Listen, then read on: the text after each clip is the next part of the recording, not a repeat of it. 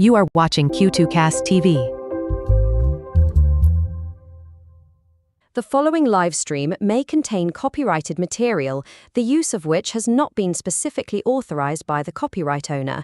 We are making such material available for the purposes of criticism, comment, review, and news reporting, which constitute the fair use of any such copyrighted material as provided for in Section 107 of the U.S. copyright law.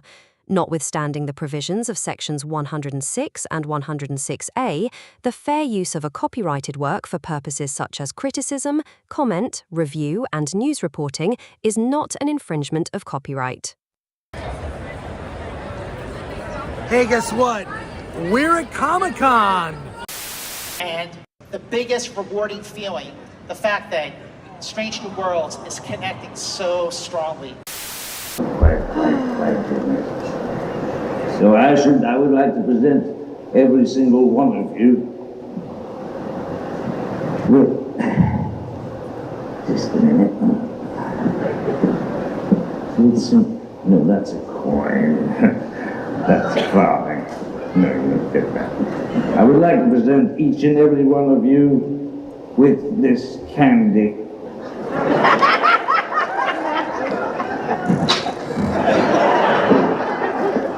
How is it?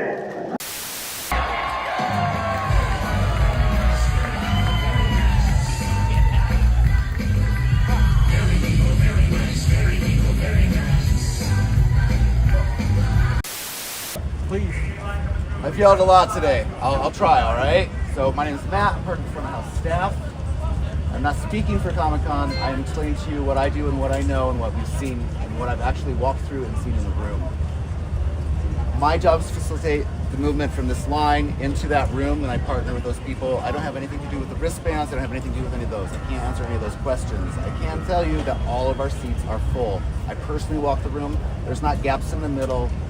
There's not any of that happening. They really are all full. I walked through. This is just the beginning of our plans for a Spaceballs cinematic universe.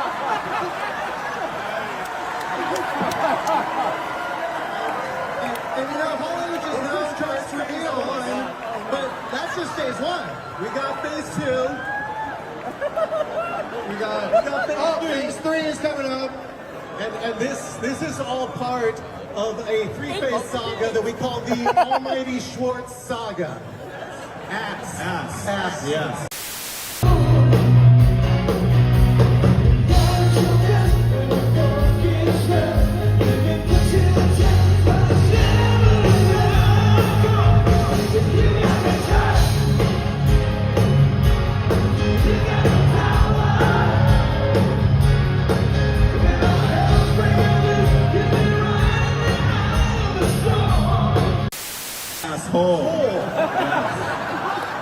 Yeah, take a look over there. It starts with guys here with the We have enough content until 2148. We're very excited. Over here. Have you made plans or preparations? Are you prepared to die? Sorry, who's this guy with the swords and stuff?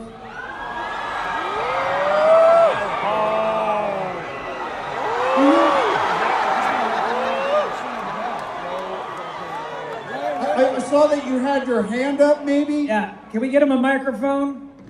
Can we get a microphone over this guy? I have one.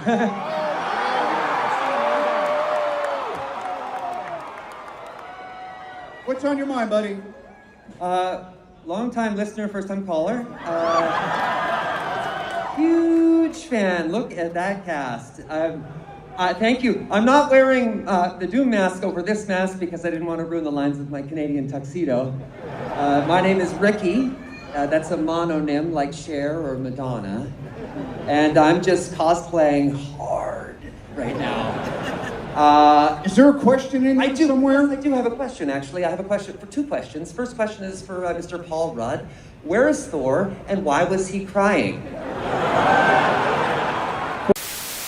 May the Schwartz be with you!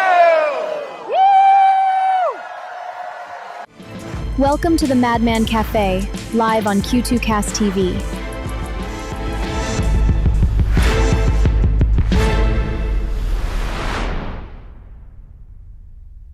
atop his mountain fortress. It's the show that's 100 organic, 40 caffeinated, and at least 50 feet away from all historical monuments. He's the man who once successfully argued with a GPS until it started crying. He's faster than a speeding snail and capable of overthinking a greeting card at a single bound. Hide your snacks and lock your doors. Here's the Madman.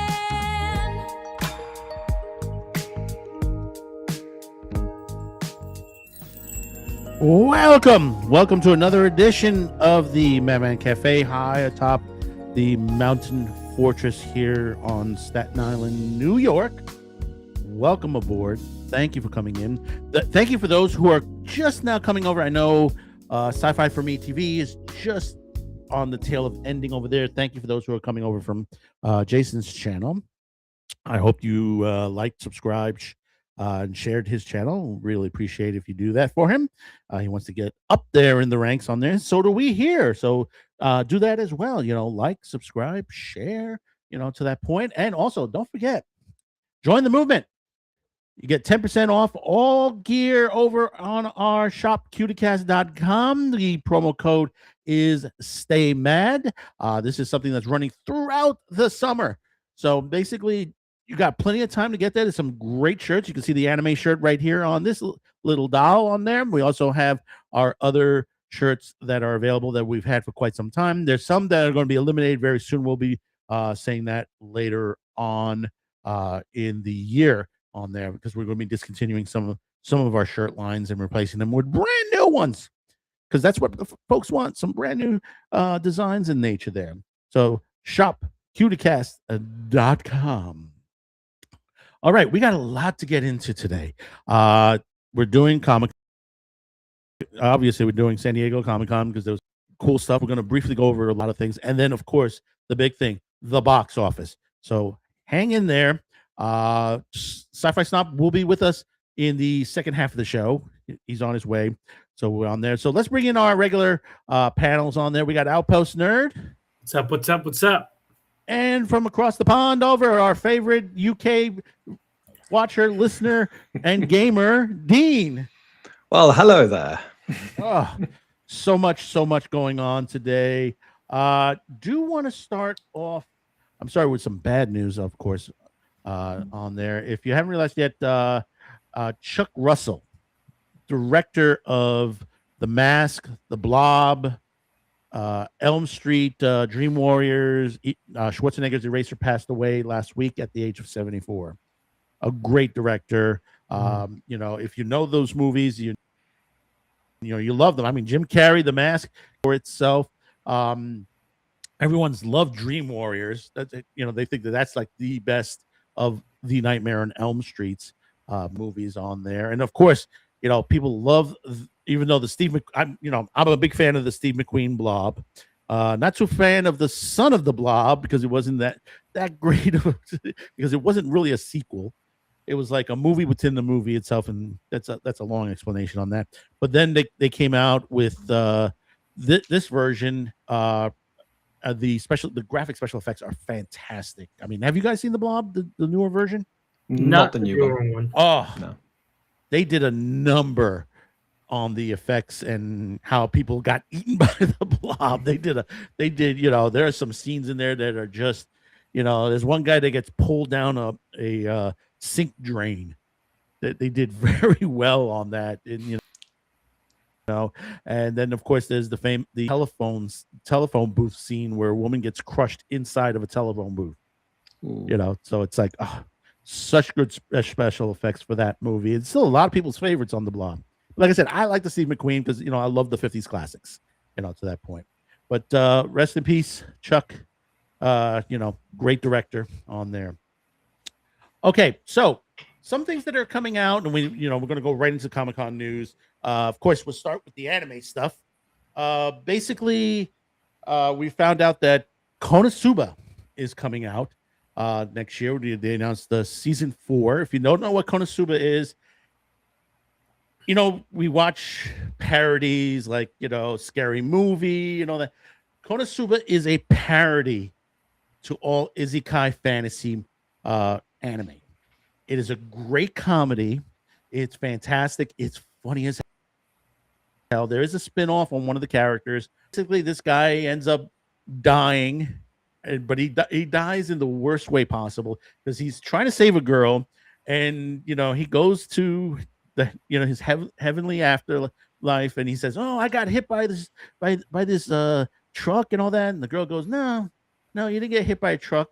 It wasn't even slow enough. You fainted, and then you shat yourself and you died on the way to the hospital." So it's like he died and all that, but basically he wishes to go to a fantasy world, and the girl said, the angel says, "Well, I'll give you whatever you want." And I said, but she happens to be very annoying, so she ends up saying, "I'll give you whatever you want." He says, "Okay, you're coming with me." So ends up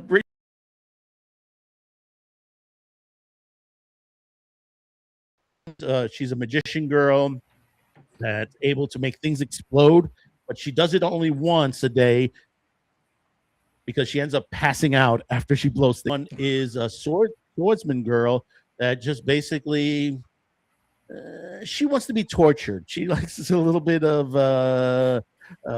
bondage and discipline, if you know what I mean. But overall, it is an insane season. One is just crazy in itself. So, now we're getting another season of that. Also, I forgot to put the pictures up. We'll do that on another show. We know that there's a Gundam movie coming out. That's there are pictures from the set that's already out there.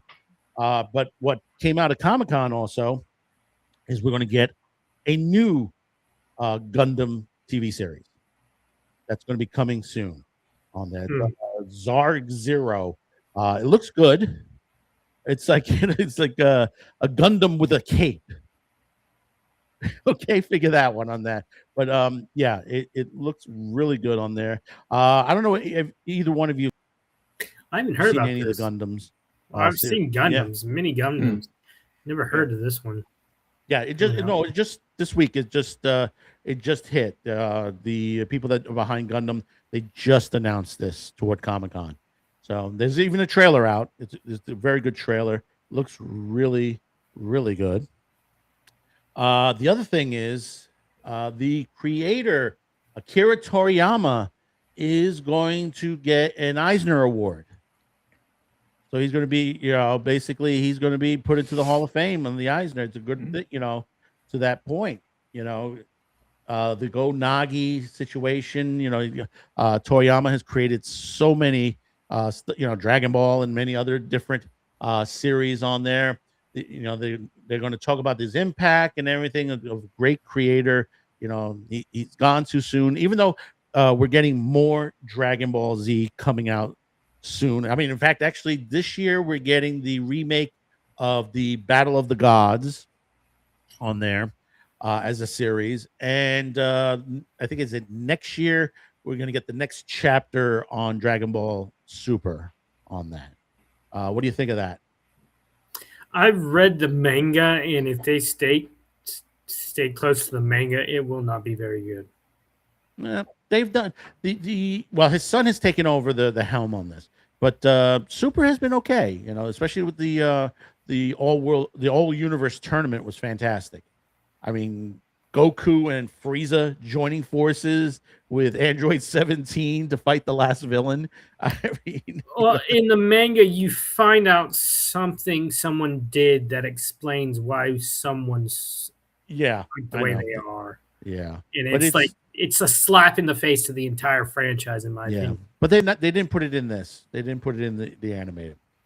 Oh, I hope you don't. Yeah, and then of course, what's been going on lately with Amazon and all that, that the guys that saved Stargate would be there.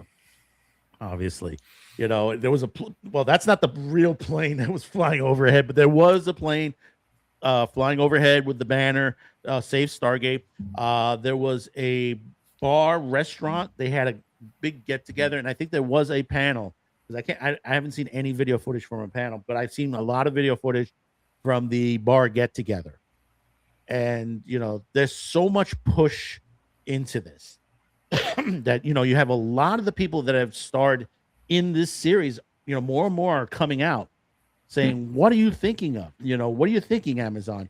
You have a franchise that you can create more to it and you will bring people to it. But this is the mentality, and this is Hollywood also. This is Hollywood too.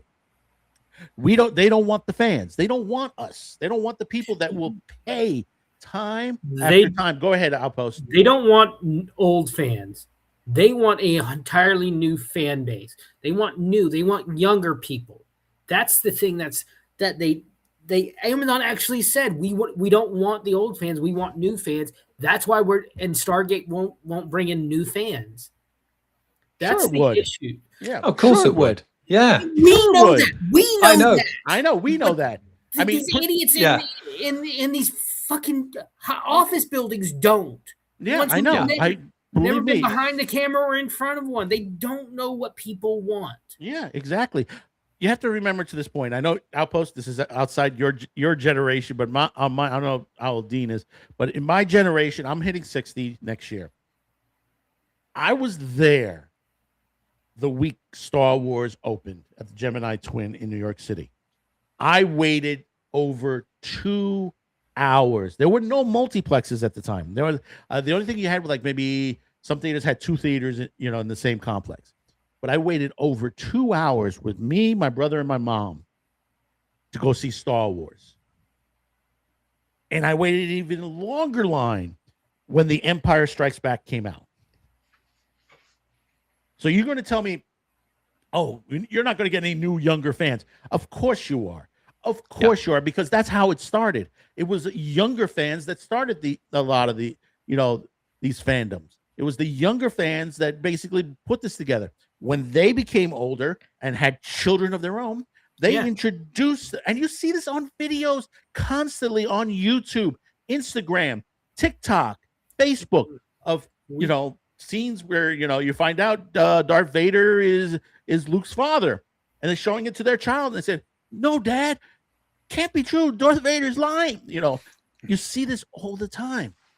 So don't tell me that some executive, no, we want the younger fans. It's bullshit. Make the story.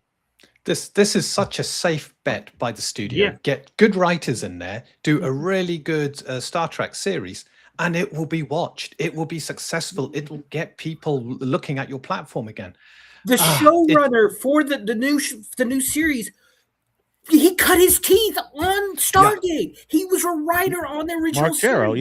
Yeah. And a lot of people tend to forget the movie flopped. It was a horrible movie, theater-wise. It was awful. It wasn't until afterwards, and then the show started, that it just took off.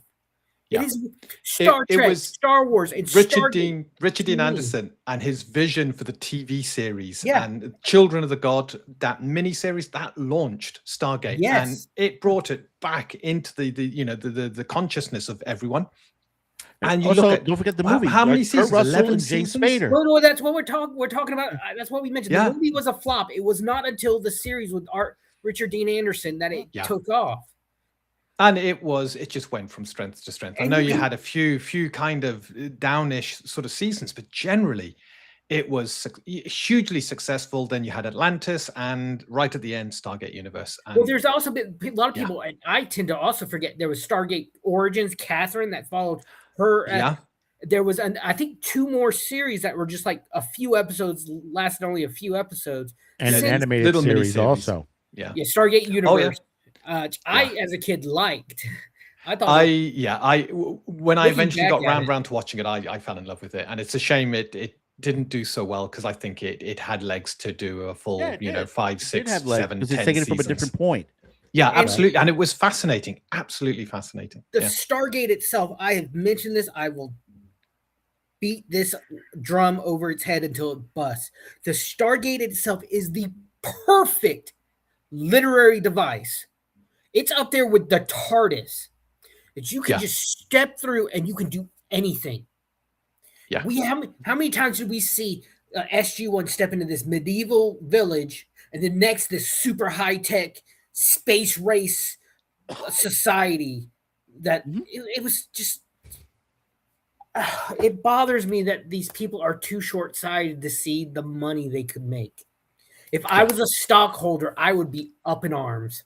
One of my favorite episodes in Stargate is the one where they're on the Prometheus, and they're Prometheus out. Unbound?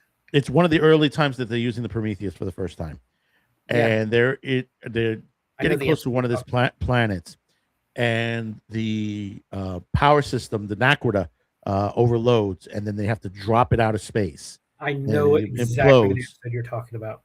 And basically, there's like a race that lived below them, Two and races, they went yeah. down to apologize, and they were like, very, they were like a little pissed off to the situation. But the thing about it is, when they go and say, "Hey, listen, let us borrow your Stargate, and we'll be right back. We'll fix it up. We'll be out of here." And they said, "Say what?" Yeah, your Stargate, little round thing and all that. I said, "Oh, you're thinking the Ring of the Gods? Oh no, that's a myth and all that."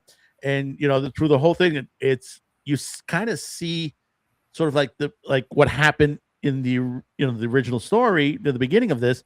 Them finding the Stargate, digging it up, bringing it into into position and all that, raising it just like they raised it in Egypt, and opening it up for the first time on there. It was a good episode on that. It took so many mythologies and just did such an amazing thing with them. Oh, yeah. The last two seasons, they started going Christian, and a lot of people were like, "Yeah, let's not," because they went from mythology to religion, and people were like, But I think it was more of the Crusades, really. I think it was more the exactly. Crusade. The witch hunts, Salem, that kind of stuff. But I didn't find it. Were an analogy for Christians. No, I didn't see it. I saw that as an analogy for that, like the Dark Ages and the witch hunts and stuff like that. You're old, based on that kind of historical Christian Yeah, stories. because they were burning people. They were burning people at the stake. Exactly. I thought the Ori worked incredibly well, and they were a genuine bad, an evil force to be reckoned with, a power that they'd never been met before. And I thought it was well written, and I thought those seasons were really good. Well, I enjoyed the character and the idea behind the Ori. I thought it was rushed. I thought because remember they had the Ark of Truth that had to wrap all that up. The Ark of Truth was a bit rushed, really rushed. Yeah, I enjoyed the movies that and Continuum. I like that. I like Continuum was great. Ben Browder and Claudia Blacken. I loved that. Absolutely. Those two work so well together. Yeah, there was something Ben Browder said. There were a couple of times where the director's like, "Don't be Crichton." Yeah, I can see that. We get. Sorry to interrupt. We're getting breaking news. Death Angel Shadows just sent me this over on Discord. Breaking news: John Haidt steps down as Wizard of the Coast president. Yeah, starting September 1st.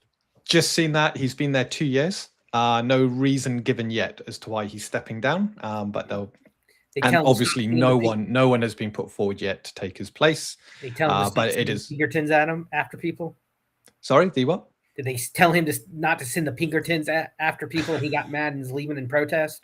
That whole story that was insane. Did you ever hear about that, Dean?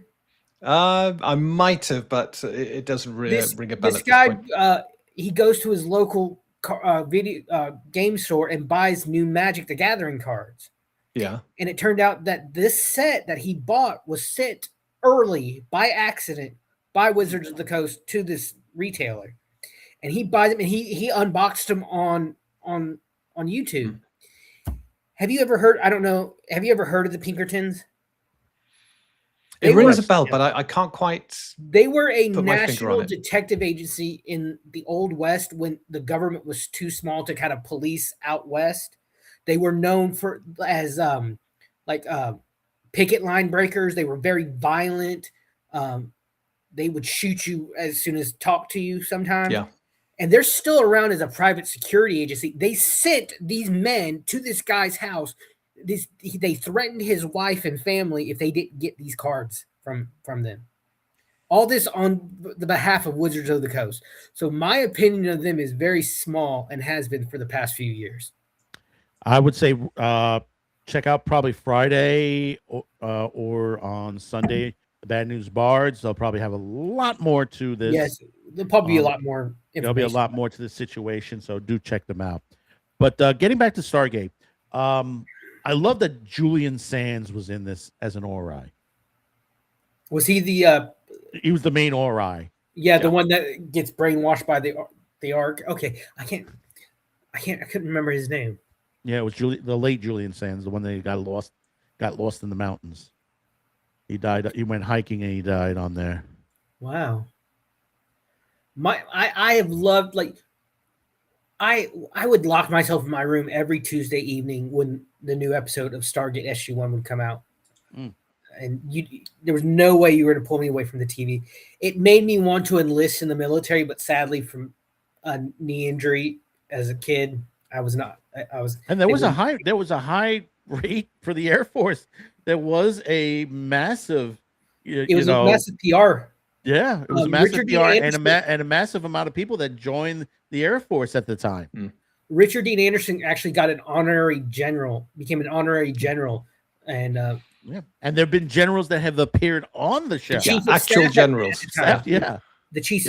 And there's a story that I watched on the Ark of Truth DVD. They had the panel for the movie at Comic-Con, and the one of the showrunners was being given a tour of NORAD, where SG-1 is based. Is put in the show. It's based in NORAD, under NORAD, in Colorado. And he said they're walking down a hall, and there's this big metal door in big white letters says Stargate Command, and it has a huge number key panel beside it. He's like, "Oh wow, this is cool."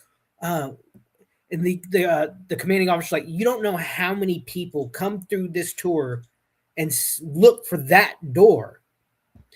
And he's like, "Oh wow, really? What's behind it?" Broom closet. They had taken a broom closet and made it look like this super high tech security door and put Stargate Command on it. Yeah, actually, we need a second door. And the second door says the Whopper Room. If you remember from War Games, he says, you have Stargate Command on one end and the Whopper computer room on the other.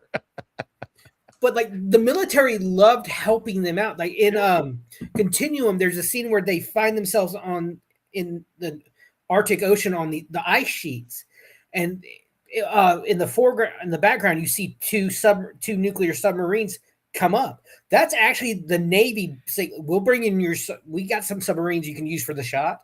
Yeah, and like the Air Force would bring in their jets if they needed some shots done.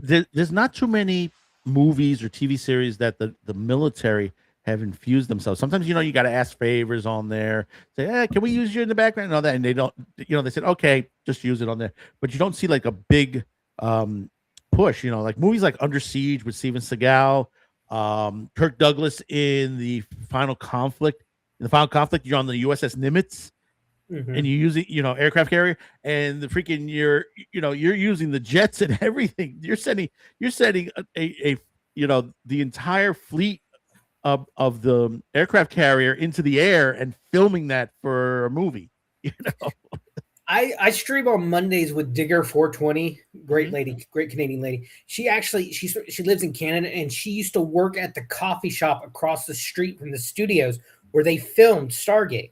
And she told me one time, she said I used to in the mornings I deliver their coffee, and she said she would just walk through the stage, like she walked up and down the ramp through the Stargate itself. I'm like, oh no. Oh, God, I hate you. I looked at her and said, "I hate you so much." Yeah. So basically, we'll keep monitoring this. We hope that Amazon would change their mind and move away from the other stuff that they're working on, like Josie and it was Gem and the Holograms and RoboCop, the TV series. Come on. They had a Gem in the Holograms movie just a couple of years ago, and it was a complete and utter disaster. Why are they doing it again? I know. It's like you're punishing yourself twice. To the point. You're not going to it's not going to work unless you do it exactly like the cartoon, or actually don't even do it live action. Make a new cartoon. You could do it, and it'll be a lot cheaper. Yeah. To that point. Was Michael Shanks involved with anything in the Comic-Con? Because I know he's been really banging the drum about Save Stargate. I don't really know getting on that, a lot of people. He is going to be starting a podcast. Oh, excellent. Good. I saw a video of him announcing the podcast, time has not been his friend. Yeah, no, it hasn't. But it's like everybody else that's been in the series is starting to come out, and Have we heard anything from MacGyver? Yeah, I'm sorry. Have we heard anything from MacGyver about the show? I haven't seen in that, but I've seen like everybody else that it's that's been in the series, even some of the smaller characters. Amanda Tapping or some of the system lords. Apparently he was at Comic-Con. He did appear at the Save the Stargate event. Okay, he did show up. He did show up apparently. Yeah, there was so much that was coming out of Comic-Con that day. It's just like so much information. That's why we just try to bundle it together for this episode. I mean, I'm not going to do a second show on it, but there's going to be like a couple videos out to the side on a couple of the other issues to that point. Yeah. But let's move on to the situation.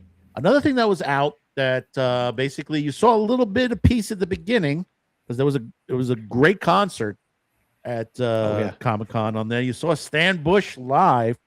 Obviously, this fall, Transformers the movie is coming out. The Apology Tour. Obviously, Stan Bush played. He played the back. He had the Transformers movie in the background and everything. And they're doing "You Got the Touch." It sounded so good. The thing is that most people don't realize is there is a new trailer. There is one additional footage in the trailer, and from what we hear from Hasbro, is coming in September when they release this back in the theaters. There's going to be a post-credit scene. What it is, they haven't said yet. In the trailer, you see there's a floating Optimus Prime dead, like exactly that gray look and all that, and you see his hand twitching. And that's how it ends. Now, supposedly, here's the word: there could be something in the works that may bridge some of this movie into something else. It's most likely Gap After Dark. How you doing? How you doing there? Thanks for coming. Supposedly, it might lead to the return of G1, whether it's a series or a movie, something new that they're teasing out there. But we're going to have to wait for September for this. The soundtrack, in fact, the soundtrack just came out this month, the remastered soundtrack. So I heard the soundtrack, the sound of it, it's great. They have a special vinyl version of it also. You can get like the vinyl, you can get the whole set. The vinyl, the CD. I think there's a cassette tape also, posters and stuff like that, all in one box set on there. But what do you guys think? If you're an 80s or 90s kids, this was the music. This was your soundtrack. It's still today. There's so many other stuff that pays homage to this soundtrack. Like there's the video game Saints Row the Third. There's a part where it's so good. Your character dons this power armor, and he goes to fight the big baddie for the end battle of the video game. He jumps down this like bottomless chasm, and the entire time you're falling, dodging lasers and bad guys and spaceships. You Got the Touch is just blaring over all the action. It is so freaking awesome. This movie too, it was Orson Welles' final, because I think he passed away right after he recorded it. Yes, he did. Yes. I mean, I doubt he even saw the movie. Leonard Nimoy is Galvatron, and then this whole cast was just. I liked Rodimus Prime. Judd Nelson. A lot of people don't like him. Of course, you're coming away from an icon that is Optimus Prime. Of course, there's no beating Optimus Prime. And that's the reason they brought him back not long after into the next season of the series. They did pretty good job of bringing him back. Yeah, that whole storyline. I'm still saving up for the Matrix of Leadership. I've seen those where it opens it. You open it, plays You Got the Touch. Yeah, and it's like light our darkest hour, and you open it up, and it's like it starts blaring the music. I grew up watching Transformers in one form or another. I was a kid and a lot of people don't like this series. I love Beast Wars. I love it. It is my first foray into Transformers, and it opened up a whole new world. It had Gary Chalk as Optimus Prime, and I can't remember the guy who played Megatron, but he had this amazing. Dean, I don't know why all you British played bad guys. He had this amazing British accent. He's like, yes, and he almost sounded snake-like in his voice. It was so good. Early CGI. It was the same people who did Reboot, Mainframe Entertainment. So it was early CGI, but it proved again. Reboot proved that you could do CGI in TV. It was viable, but Transformers took it to another level. And then you had Beast Machines, which I don't talk about Beast Machines. I know nobody talks about Beast Machines. Never happened. Yeah. But I'd be excited to see what they do with. If they do a new G1, a new series, because you have to remember, X-Men 97 is doing very good right now. Yes. With similar animation from the 1990s. Could you sit back and Hasbro saying like, hey, listen, Disney's doing pretty good with this X-Men. Why can't we bring back one of the old stuff and bring it and use the same animation? Yeah.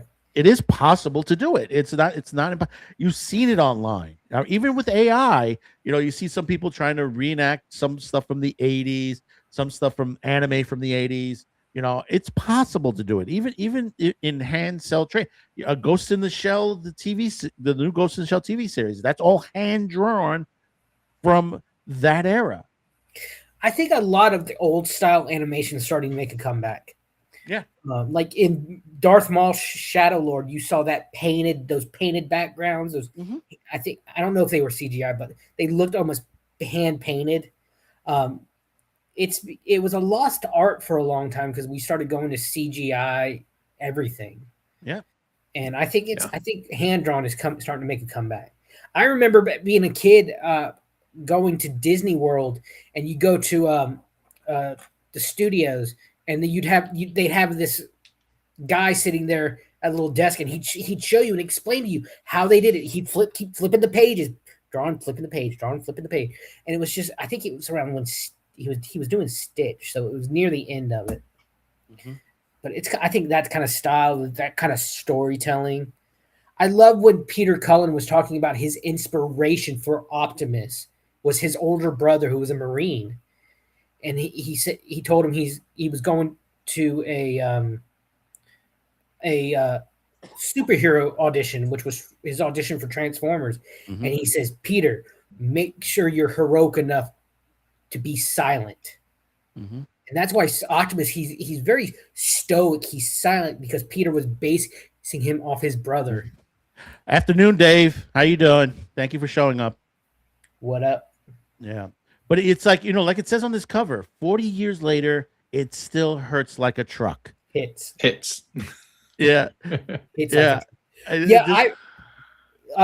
I've heard like big buff guys, they said the only time they ever cried was when Optimus died. Yeah. I mean, that's why it's called the Apology Tour. It's literally called the Apology Tour because they know how many of us young guys who went to go see, some of us were kids at that time, that went to go see this movie, and they're like, oh, how could they have killed Optimus Prime? I think the death of Superman and the death of Optimus Prime, you can't really decide which hurt more. Yeah, it's, and you're sitting there like, no, why? And it's like, it's like, but the great soundtrack to this movie. It looked great back then. The remastered versions that have been out on Blu-ray have been also good. Now we got it in 4K. And we're getting it, theatrical. What is this going to look like on a big screen again?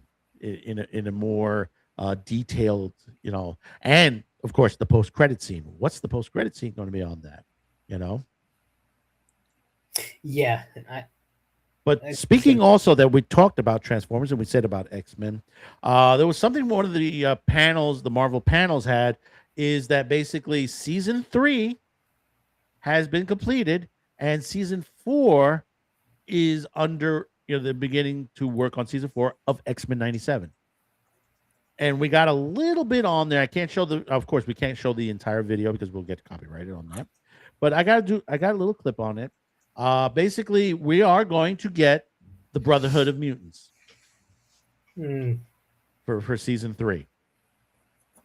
So that's a good thing. I think, and then there's one additional mutant in that scene. I didn't know who it was. I know you saw it, Outpost. Yeah, a green, not a green haired, but this electrical power based female character. I have no idea who she is. Yeah, I don't know if anybody out there in the chat knows who that was. If they've seen the video, let us know. That's the point. I'm still researching it out. What do you think, Dean? Have you been watching the X-Men '97? I haven't. No. I as much as I did a lot of anime when I was young. This is back 80s, 90s. I haven't had the time to kind of get back into it. However, the kind of shots I've seen of it, some of the stills, wow, it reminds me of the old X-Men cartoons, and that brings a smile to my face. I love that. Yeah. It's basically and they're bringing in so many characters in this season.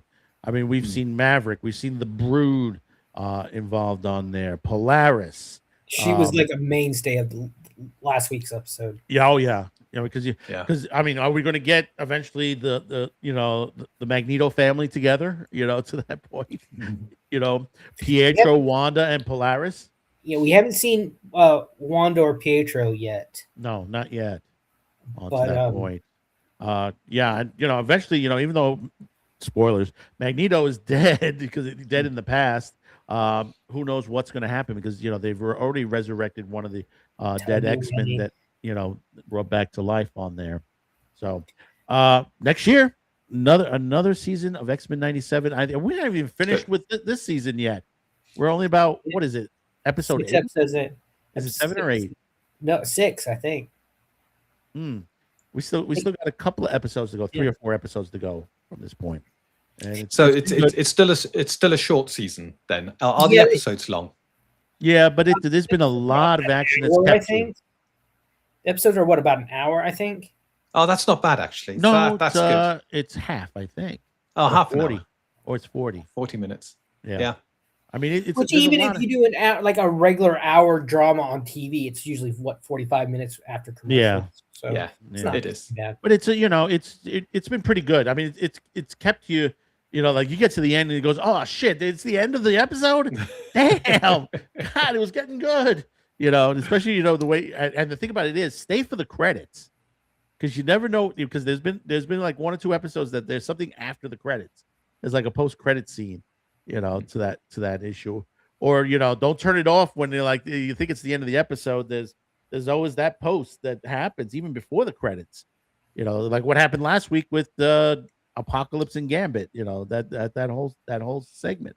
Which platform is it? Is it, you said Disney? It's Disney. Disney Plus. It's Disney Plus. Oh, see, that's Disney Plus. Eventually, it'll be on Hulu. Well, by then Hulu, it'll be merged, or Hulu will be. They're going to be merged. It'll be the Disney Plus. So, do they still have the extra long credits at the end of a TV series? So you got this. Yes. Yeah. So you got an hour long program, but 40 minutes is the program. 20 minutes is credits.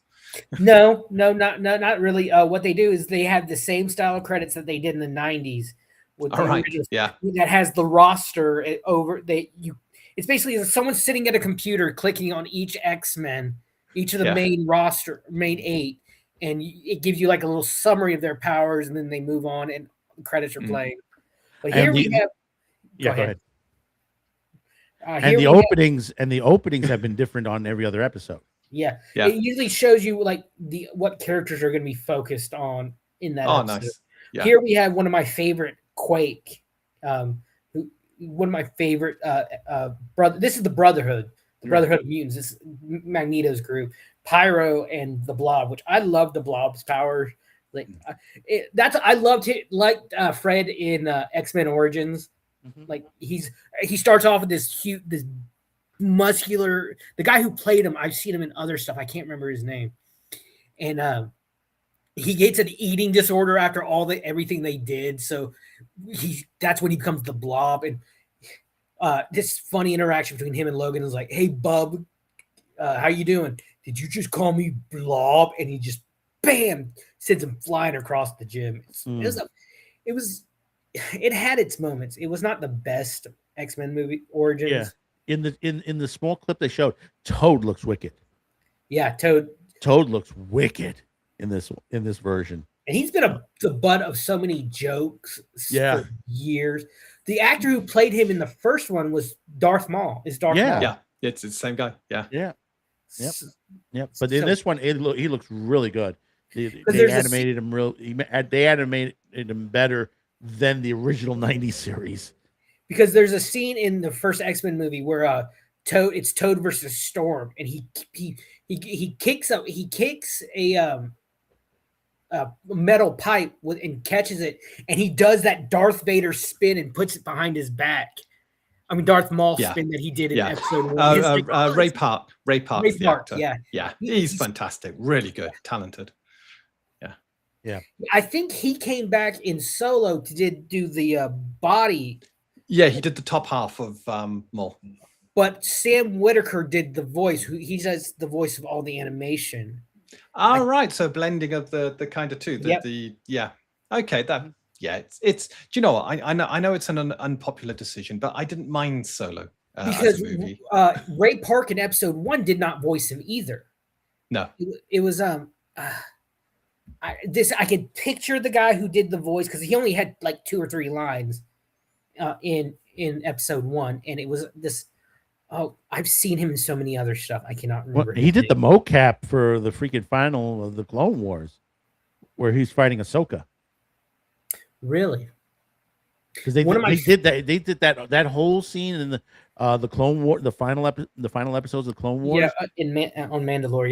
Yeah, on Mandalorian. It's they did that as a mocap.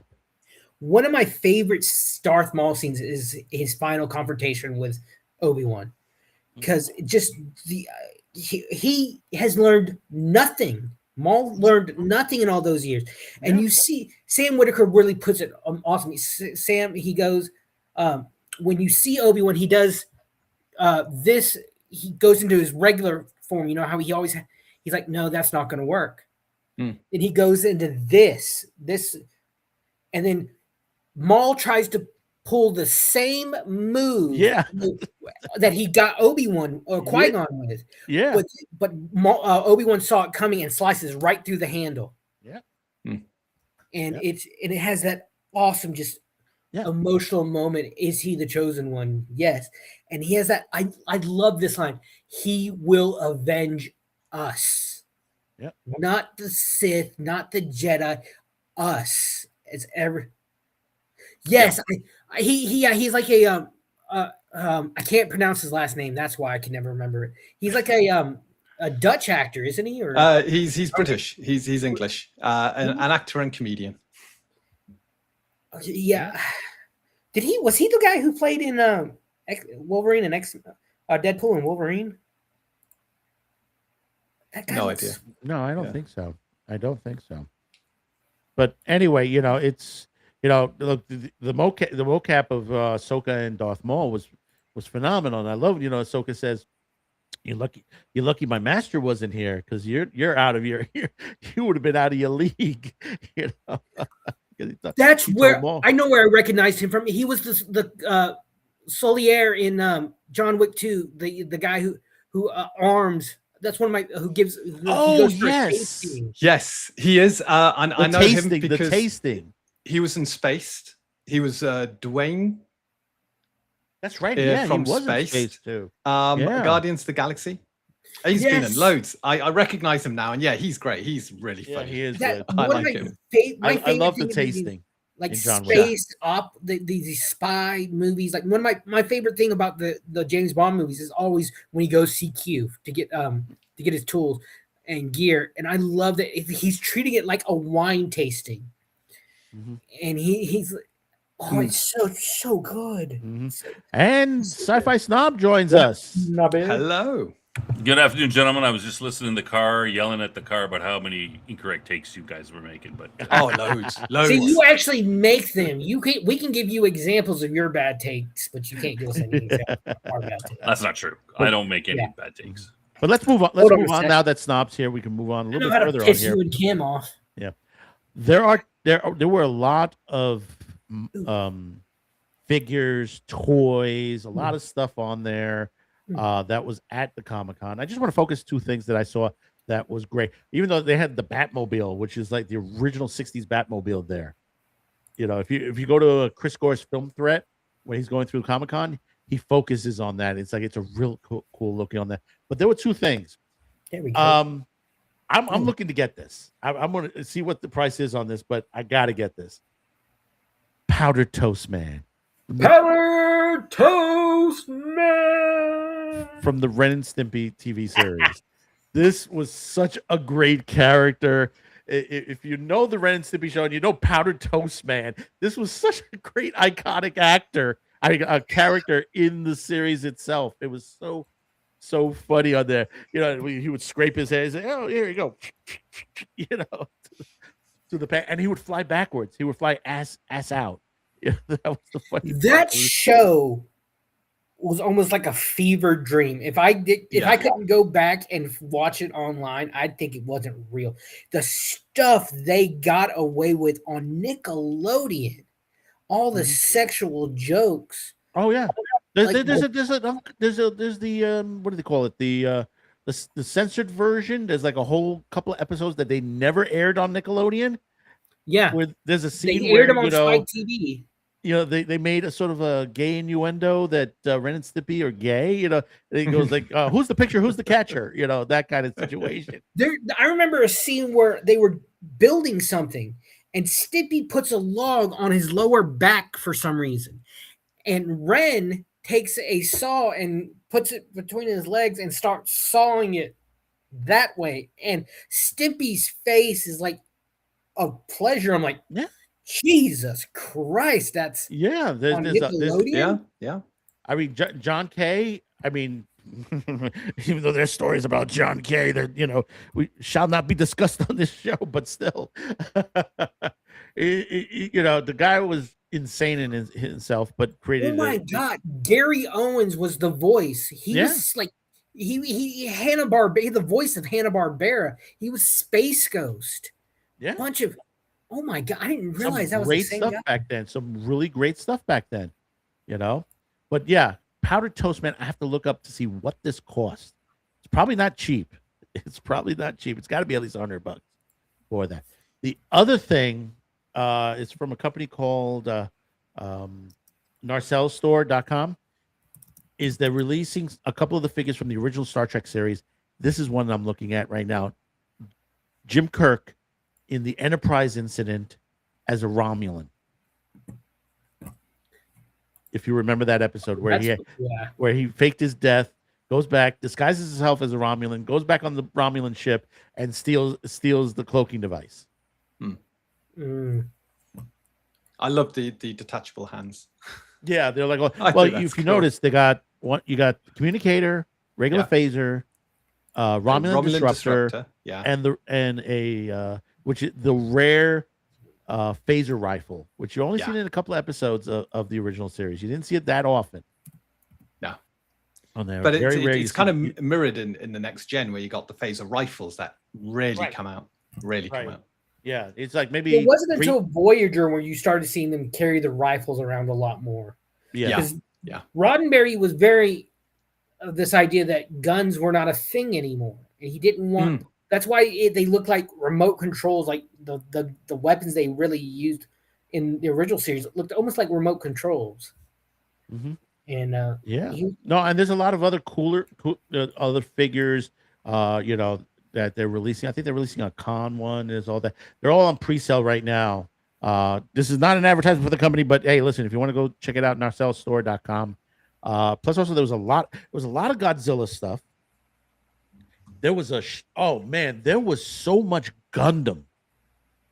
I kid you not. There was a giant section that just had Gundam figures, Gundam kits, galore. You had like bigger ones, in the displays. It was just insane. And then you had a lot of small stuff, like a lot of small booths on there. I think one of the funny ones, and Chris Gore brought it up, was a place, an artist place that it was called Butts on Things. Butts on Things. And what it is that this artist, like, for example, they would take like the ships from Star Wars and put butts on the end of them. Like there's a butt on the Millennium Falcon, there's a butt on the TIE Fighter. It's really funny in an artistic way. And they had somewhat of a line there. people buying their stuff. Hmm. And so it's like that was one thing Chris Gore had said. A lot of the smaller booths, when it comes to the artwork and some of the basic stuff, and there was one site that shows up at a lot of the conventions that has tons of Godzilla stuff. Not a big site, but it just basically they have a ton of stuff that you don't see in the western part of in this country. You have to go to this convention to find them. I mean, they have Hedorah, the smog monster. They're like in all different colors. There's a gold one coming out now also that's going to be available. That's supposed to be like it's made out of real gold. To that point, and then there's like all these other creatures and stuff from kaijus from the Godzilla universe and from the other Ultraman and all the other Japanese segments. So there was a lot of great stuff on there besides the comics. You had some of the good comic book companies there and some of the independent comic books sellers there. So you had a lot in there to buy on there. So moving on, and I know Outpost has seen this. I don't know if Snob or Dean has seen this. The Lantern series movie. Yeah, I haven't seen the trailer. No. Okay. I don't have the trailer. I try to not watch trailers so that when I'm invited on to a pop up or when you show them, you get my honest reaction to them. Yeah. Now they did come out with a trailer, which I didn't like it. I know Outpost didn't like it either, except for one or two scenes. I know I liked it for the most part. Yeah. Problem is with it was that it was brown. It was like the cell shading was very dark, but it had like a brown cell shading to it, like a tan brown to the point. And was it Sinestro didn't look good. And the big baddie supposedly toward this season is going to be the Manhunters. But not those Manhunters. Not those Manhunters. From the sound of it, it's not the robots created by the Guardians kind of Manhunters. Which surprised me a little bit. Yeah, go ahead. Because I would think if you're a Lantern, you would need to know about the Manhunters, because in the versions I've seen, the Manhunters are still around. Mm-hmm. Manhunters are still serving the Guardians in just a lesser way. It's one of the early. It's like the third or fourth episode of the Justice League cartoon series was all about a plot by the Manhunters. They were the original attempt by the Guardians to create an intergalactic peace force, but they found robots did not work out so well. And it was the first time I heard the Green Lantern oath spoken by Jon Stewart. Mm-hmm.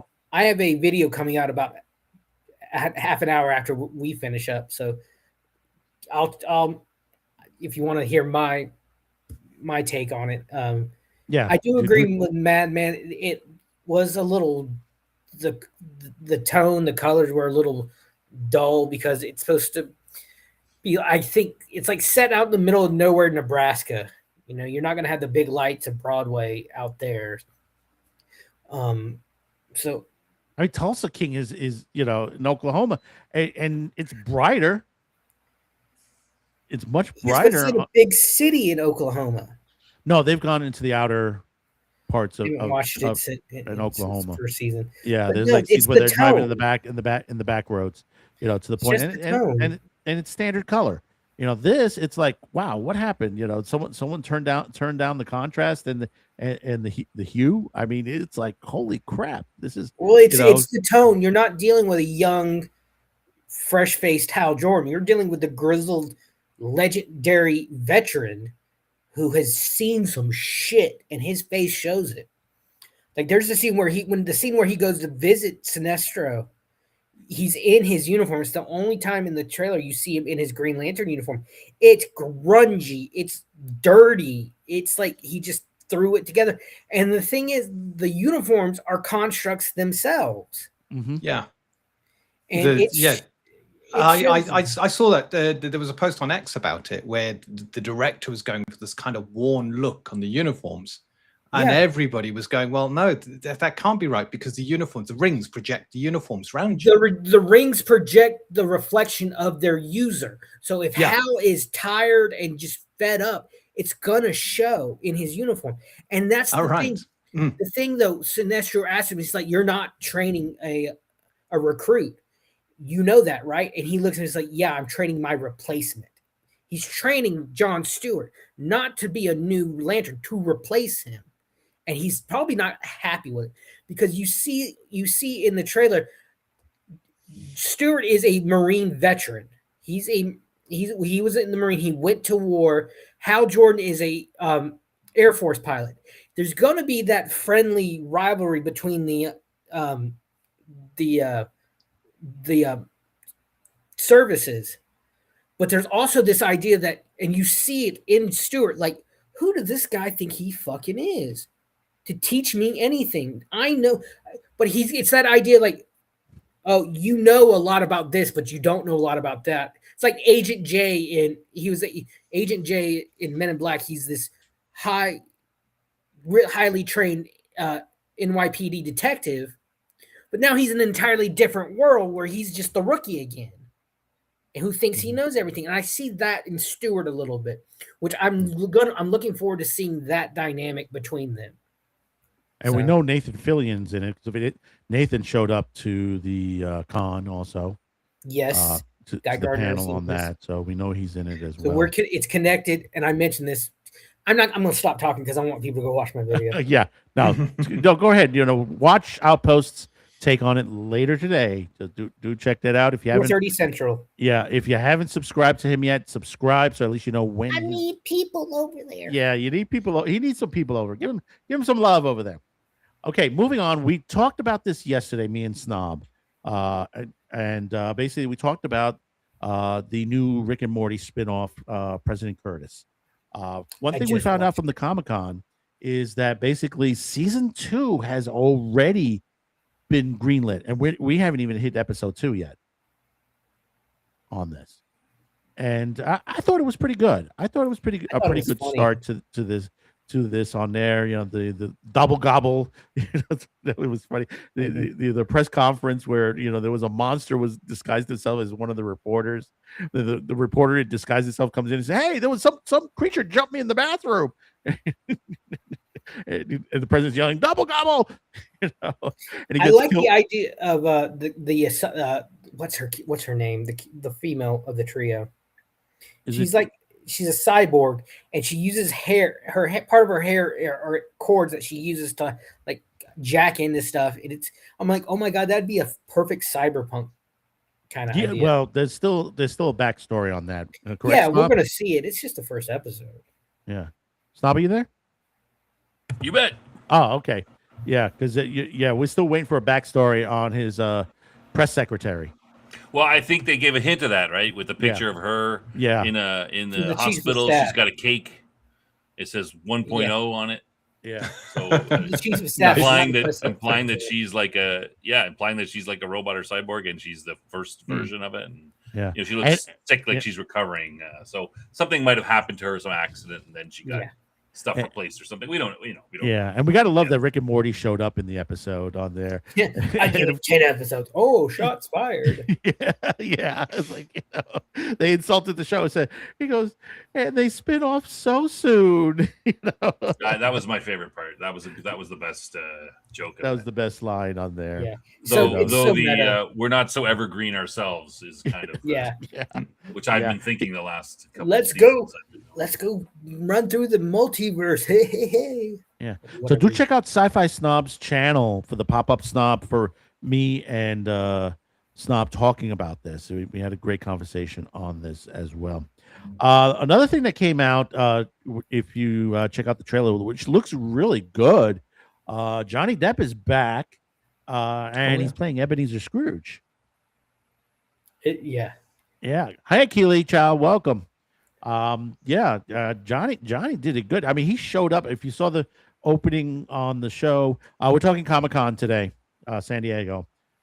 Basically, you had him show up dressed as Ebenezer Scrooge, And he did a couple of jokes on there. Threw some candy down. Says, "Hey, I brought you some candy." It just throws like a little handful of candy on the ground, to the point. But later on, outside, he was Sci-fi for me raid.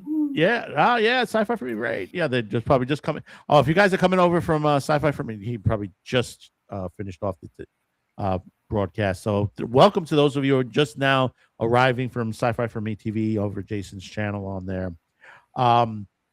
Basically later on they had some sort of set outside, and there were people dressed like characters that Johnny Depp is. They had like Jack Sparrow, Willy Wonka, trying to remember the rest on there. Edward Scissorhands and all that, and it was like they were like convulsing these like and he was improvising with him. He was like there's a moment where Jack, he's holding out the compass, and he says, Mr.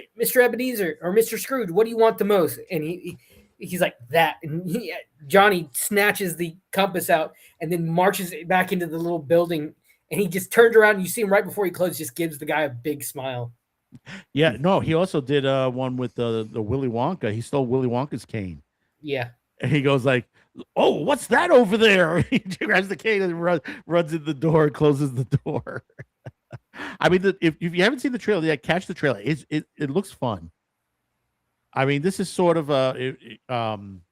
almost looks, in a way that like the original Scrooge musical one, which is one of my favorites of the Christmas Carol movies on there. It's really, really good. If you've ever seen that one with Albert Finney. Albert Finney plays Scrooge very well, and the music score is fantastic. My favorite is Patrick Stewart. Because there's a scene where he actually goes into a church, and you could tell he's very uncomfortable, and he's he probably hasn't been in a church in decades. Like I don't know what you call the people, the usher looks at him and says, because he still has his hat on, and Scrooge is like, he tips it like, no, and then he slowly starts singing, and you hear him get louder and louder. But I also love the George C. Scott one. Some people like the Muppets one with I was about to mention with But there's the scene that, to me, each rendition of Scrooge brings, like, they focus on a different aspect of his redemption. Like George C. Scott really focuses on the family, where he comes in and he reconciles with Fred and meets his wife. And there's also another musical one starring Kelsey Grammer. It's a Hallmark Christmas Carol starring Kelsey Grammer, and it had Jesse L. Martin as the from Flash. He was Joe West in The Flash as the Ghost of Christmas Past. And what was her name? She was in 30 Rock. She was in Ally McBeal. Not Jane Krasinski. That's someone else. She played the Ghost of Christmas Present. It was it's amazing. When I watch all these, I watch all sorts. I watch all like 10, 15 different versions every Christmas. And the thing about it is this also that Henry Winkler has been. That was not. That was Christmas Story-esque. It's like, he plays like this repo man in like the Great Depression, and I watch that too. It's really good. Yeah, and there's several versions of female Scrooges as well. You had Vanessa Williams, who played Diva Christmas Carol in 2000. Ebby, played by Susan Lucci, and Cicely Tyson played Miss Scrooge. You're forgetting one of the most amazing ones ever. Which one? Fred Flintstone. Hello. Oh yes, that's right. Fred Flintstone did. Yeah, yes. Yeah, exactly. And I just remember they're doing a play where he plays Scrooge, and he gets all like up in his own, high on his own farts. and Mr. Magoo, don't forget. Yes, Mr. Magoo. That was the guy played Gilligan's Island, the rich guy. Your Bacchus. Yeah, he was so funny. Your Bacchus. Yep. Oh yeah. So it's pretty obvious the Muppets is the best. I mean, everything's better with It's Muppets. one of the best. Yeah. Michael Caine. Michael Caine's good. Michael Caine's great. I love it. You mentioned this before, man. I love it how if you take Muppet Christmas Carol and Muppet Treasure Island, Michael Caine played it straight, and he interacted with all the Muppets as if they were human. Yeah. Tim Curry played Long John Silver as if he was a Muppet, and no, and he oh god, I got that backwards, didn't I? He played Long John as a Muppet. Michael Caine played like. I think you're right. Tim Curry plays it as a Muppet, and Michael Caine plays it straight. You got that part right. Yeah, that's a key. You one. did. Yeah, and it's that's one of my favorite Treasure Island. I actually found my VHS tape of my Muppet Treasure Island. Yeah, recently. Yeah. The only remake of Lord of the Rings trilogy is a Muppet version. That would be the only remake that I would think is needed. Well, considering there was a Rings of Power was announced on there, we're not going to talk about it. That would be awesome. Please don't. Still awful. Nothing has changed. It's just still the same old thing. They did a Muppet Wizard of Oz. Yeah. That had it was Kermit as the Scarecrow, Fozzie as the Lion, and Gonzo as the Tin Man. Pepe the Prawn played Toto. I can't remember the actress who played Dorothy, but Miss Piggy also played Glinda and the Wicked Witch. And I can't remember who played the Wizard. It's been so long since I've seen that. But let's move on. I think we should. I think we got to push. We got to push this Muppets. Lord of the Rings. Yeah, accurate. Yeah, I think so too. Definitely.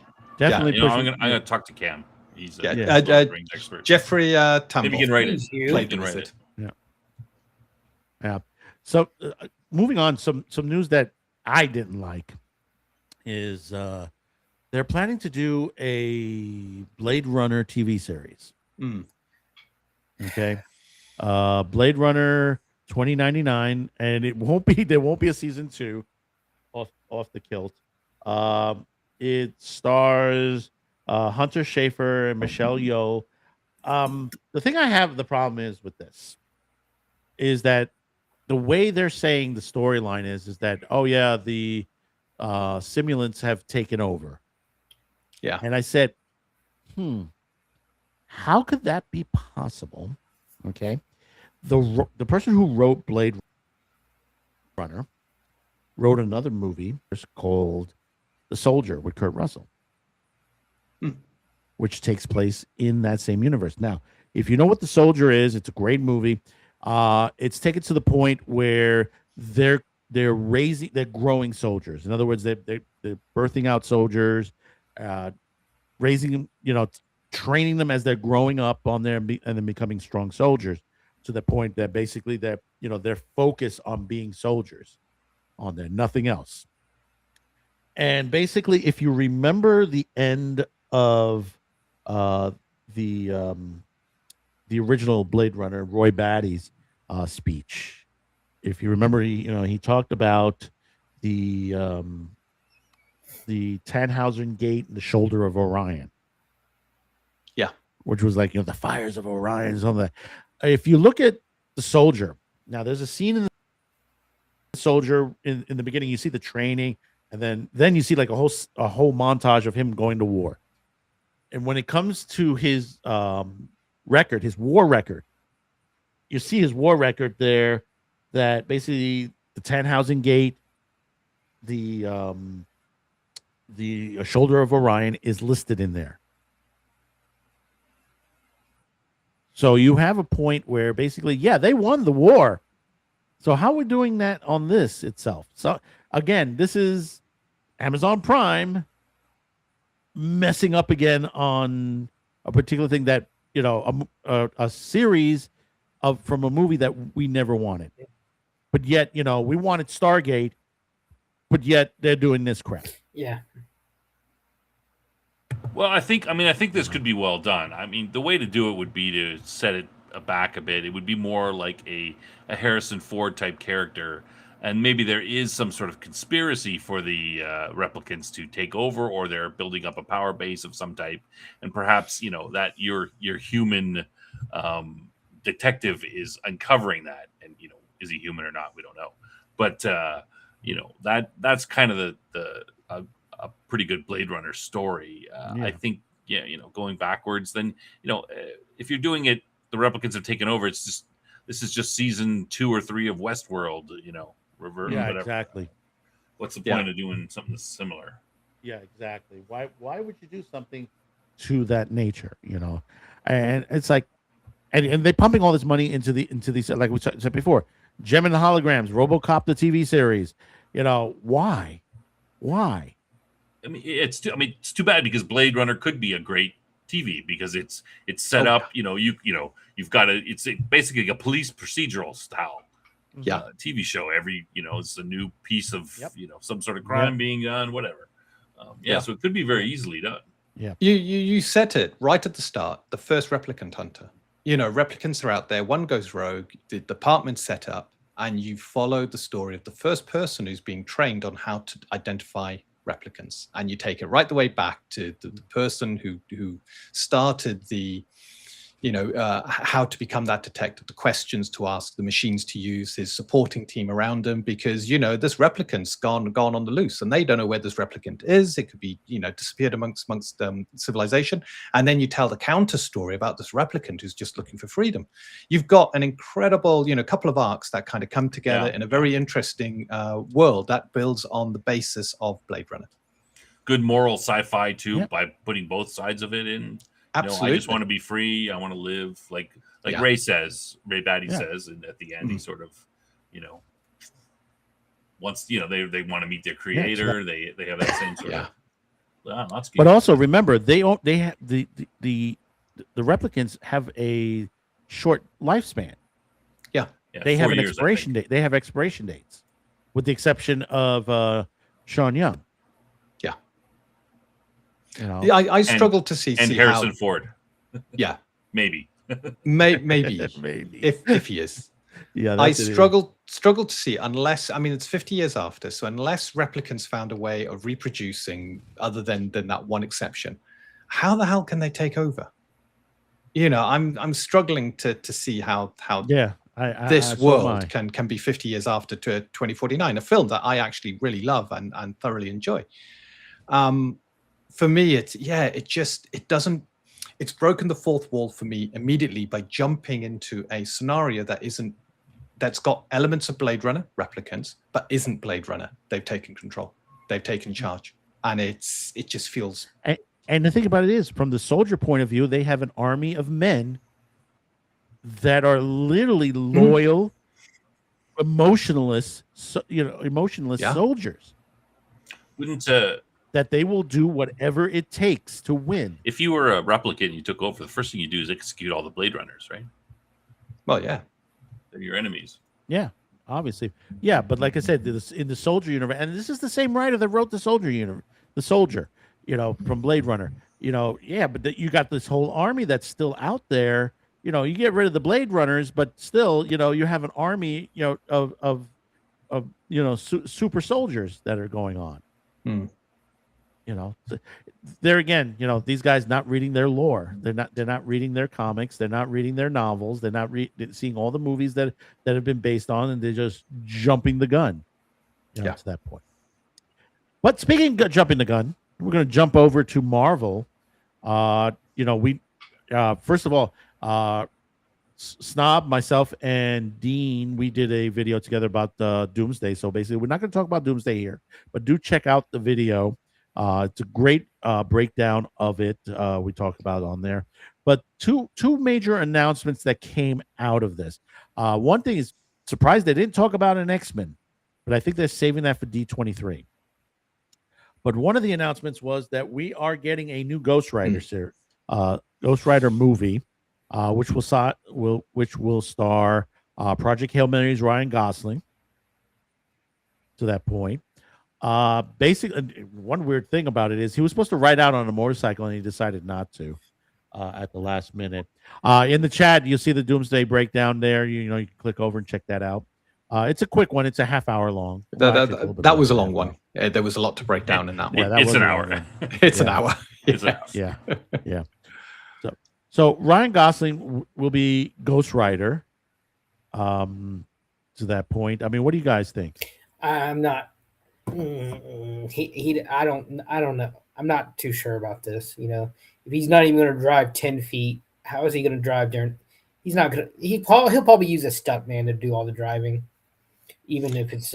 But it's like I saw a video. Someone did this video. It was the dance off between Ken in the Barbie movie, which was other guy was Shang-Chi, and it's like Ghost Rider and Shang-Chi will fight Thanos and save us from Galactus. It's like ridiculous. I messaged the announcement when I heard it to a friend of mine on Facebook, and he's like, his first response was like, "Why? He's a chick flick actor." Has he? He's done well outside that. He has done well outside that. What action movie has he been in? Project Hail Mary is not an action movie. There was a bit of action. It was a good movie. I put it alongside The Martian. There's a good bit of action in there. He was in Drive. He was in Drive. He was in Blade Runner. Blade Runner. That's a big action movie. He's a good actor. He was in The Fall Guy. Blade Runner would probably be his biggest, maybe. Yeah. Fall Guy. Yeah. I don't know. I tried the Nicolas Cage Ghost Rider and I couldn't get into it. The Ghost Rider concept. Yeah, the concept of Ghost Rider doesn't quite gel with me. But that said, you know, it may be he can pull it off. Not driving, not coming on stage with a motor. You could have had someone, health and safety or whatever, saying, "Sorry, Gosling, you know, I would suspect you got to get they off the canned bike." it. They canned it because of the noise and the pollution that would, the diesel. Supposedly there were people saying they heard a motorcycle. I don't know if it was recording or not. Yeah. So I'm guessing that. I mean, I'm not a big Ghost Rider fan either. I don't know much about him. I'm not sure how he's going to, play the character, and I couldn't get into the Cage version either. But we'll see. I don't know. I think maybe you could have picked him for something a little different. Would more fit with his personality, but he doesn't seem like a Ghost Rider type, more of this. But who knows? Yep. The other announcement that came out is we're finally getting a Black Panther 3, and we have a replacement for T'Challa on there, and a new director, Ryan Coogler, is going to be directing it, and we got David. Jeff is in the chat. John's son. Hey, Jeff. That's a negative Ghost Rider out there. David John's son. I can't even pronounce that name on there. But if you're not familiar with his movie roles, he's an alien Romulus, and he was also in that movie The Long Walk, which was pretty good. If you haven't seen The Long Walk, where it's like basically these guys are trying to make some money, and what they have to do is they have to walk, and if you stop walking, you get killed. And they're going to make money. Is this like a competition? And what is whoever ends up to be at the end, Yeah. It just basically. I mean, you see guys though, like their shoes have worn off, and and they're like and the guys are freaking just getting shot left and right on there. It's a pretty good movie. It's a pretty good movie in itself. But this is going to be T'Challa's son. How they're going to do this, I don't know. Ryan Coogler is going to be the director. T'Challa's son at the end of the last Black Panther movie. I didn't see the last basically Panther movie, Shuri. The entire Shuri's the only family member left.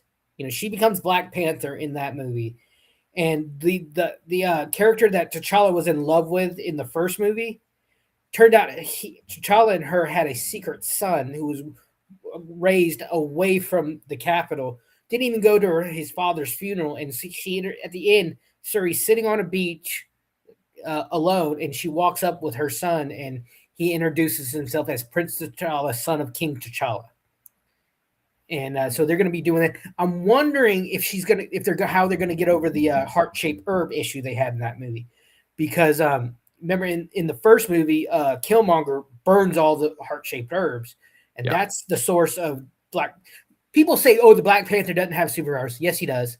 Yes, he does. It's just like Steve Rogers. They use chemicals and a formula to get their super strength and all that.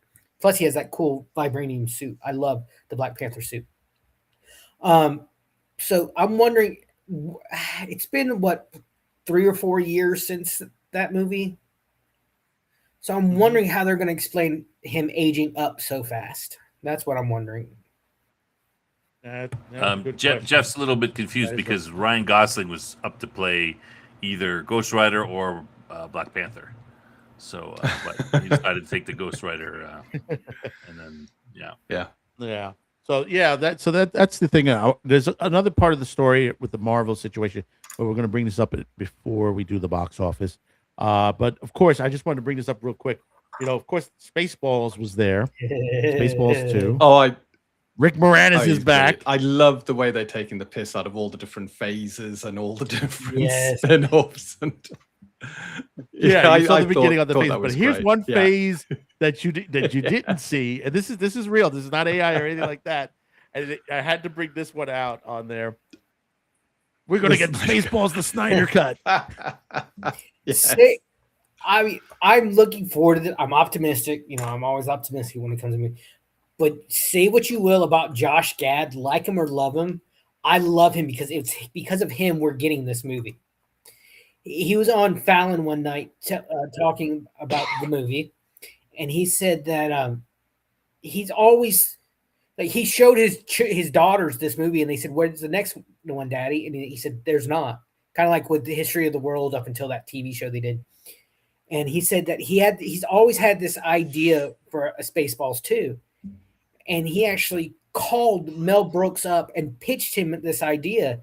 And he said when he was done pitching the idea, Mel was silent for a few moments. He said, "Josh, I have been waiting for this phone call for over 30 years. Let's do it." Mm-hmm. And supposedly Josh is going to be playing like John Candy's character's son. Yeah. And like Lone Star and the princess's son is named Starburst. Yeah. Supposedly they're doing mocap on yogurt, I believe. They're doing a mocap. Yeah, I mean, it's got to be 99 years old on your knees like that. You can't do it he couldn't do it anymore. I'm disappointed they didn't call it The Search for More Money, like they said. They did. They explained that. I can't remember what he said, but he did a video explaining that. I think one of the links out there is The Search for More Money on one of the phases. I think they did put it in one of the phases up there because if you weren't here for the beginning on it stop.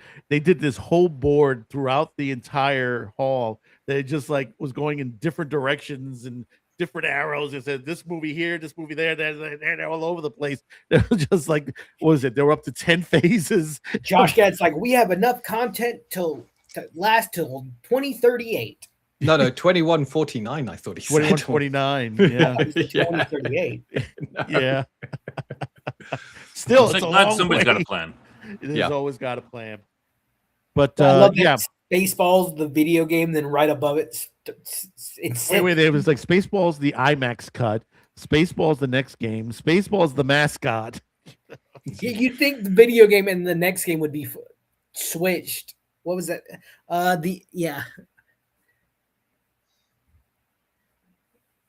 What?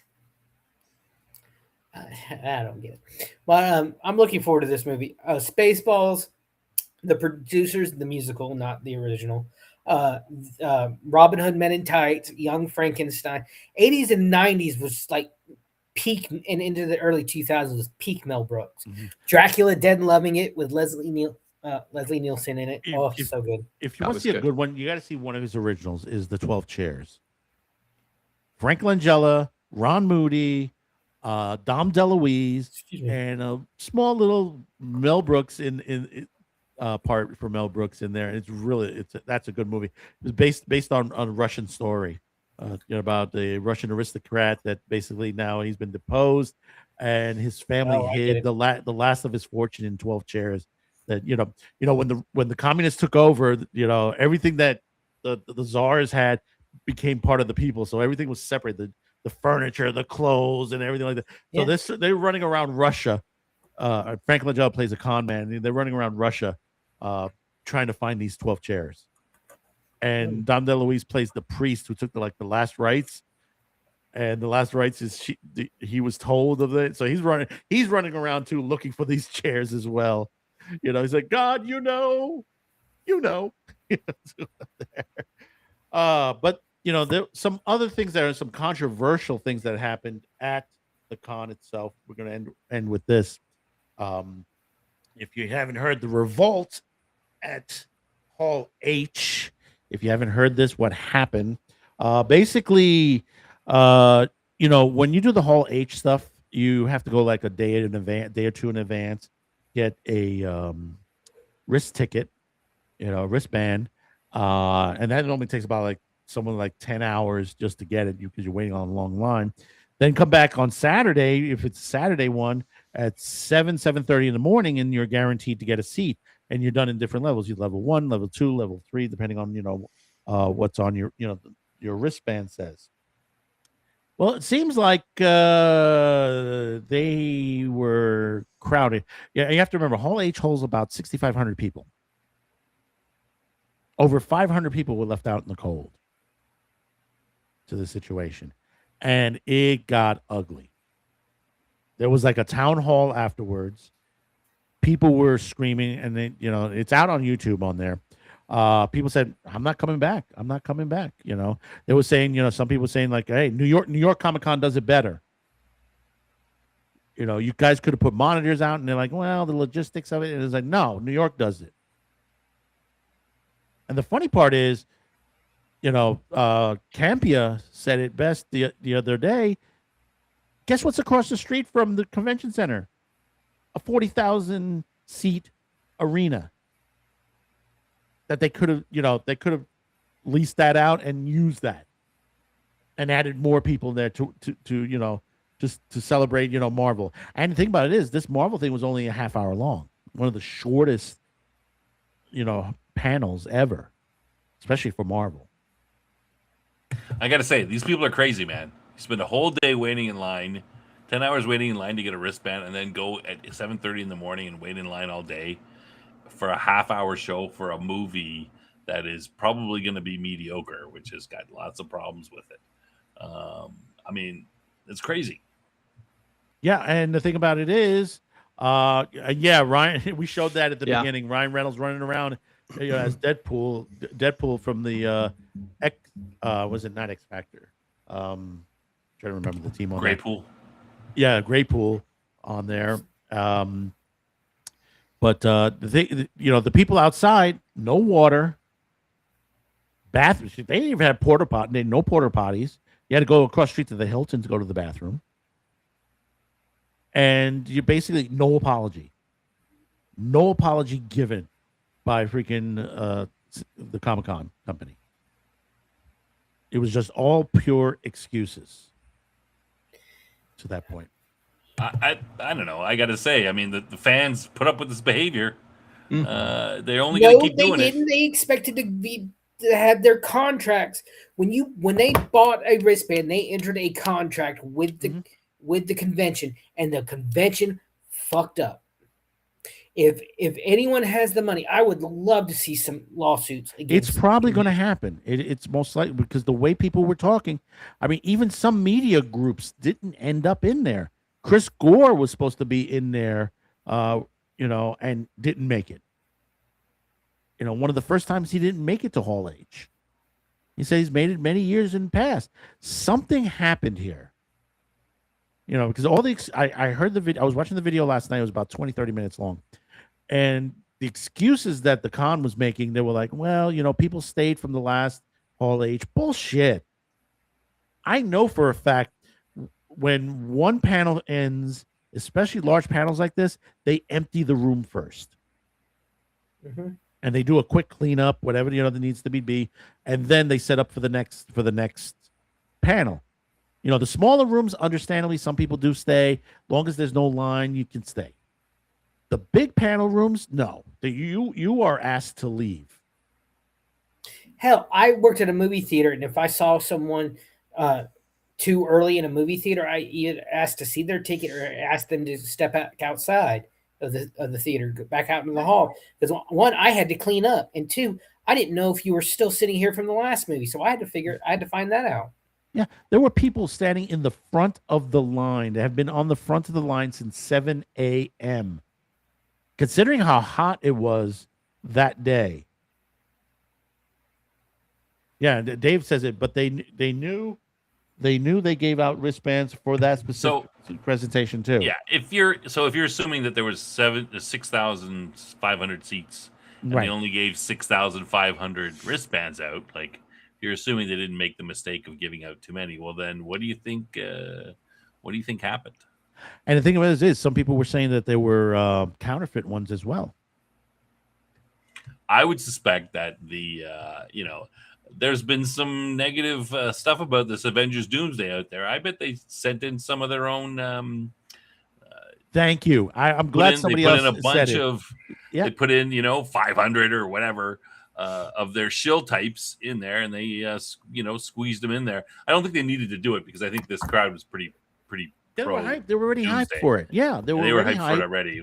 Though the general public might not be. But that's probably what they did. They're like, we can't take a chance being embarrassed. Let's put in a bunch of our guys right at the beginning who are going to be all big, good to go. I mean, we've seen that recently with was it Supergirl? What else came out? Something they they were purposefully only showing the various shills, making sure it was Rotten shills Tomatoes only. was not allowing negative reviews on that movie. They were doing preview stuff, and they were shills only, basically.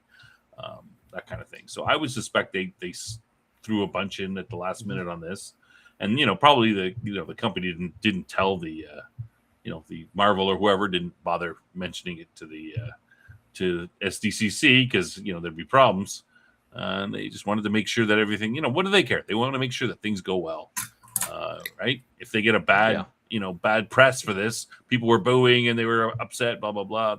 That's not going to be good. They got to do everything they can to make this thing work. Yeah. The thing is, go ahead.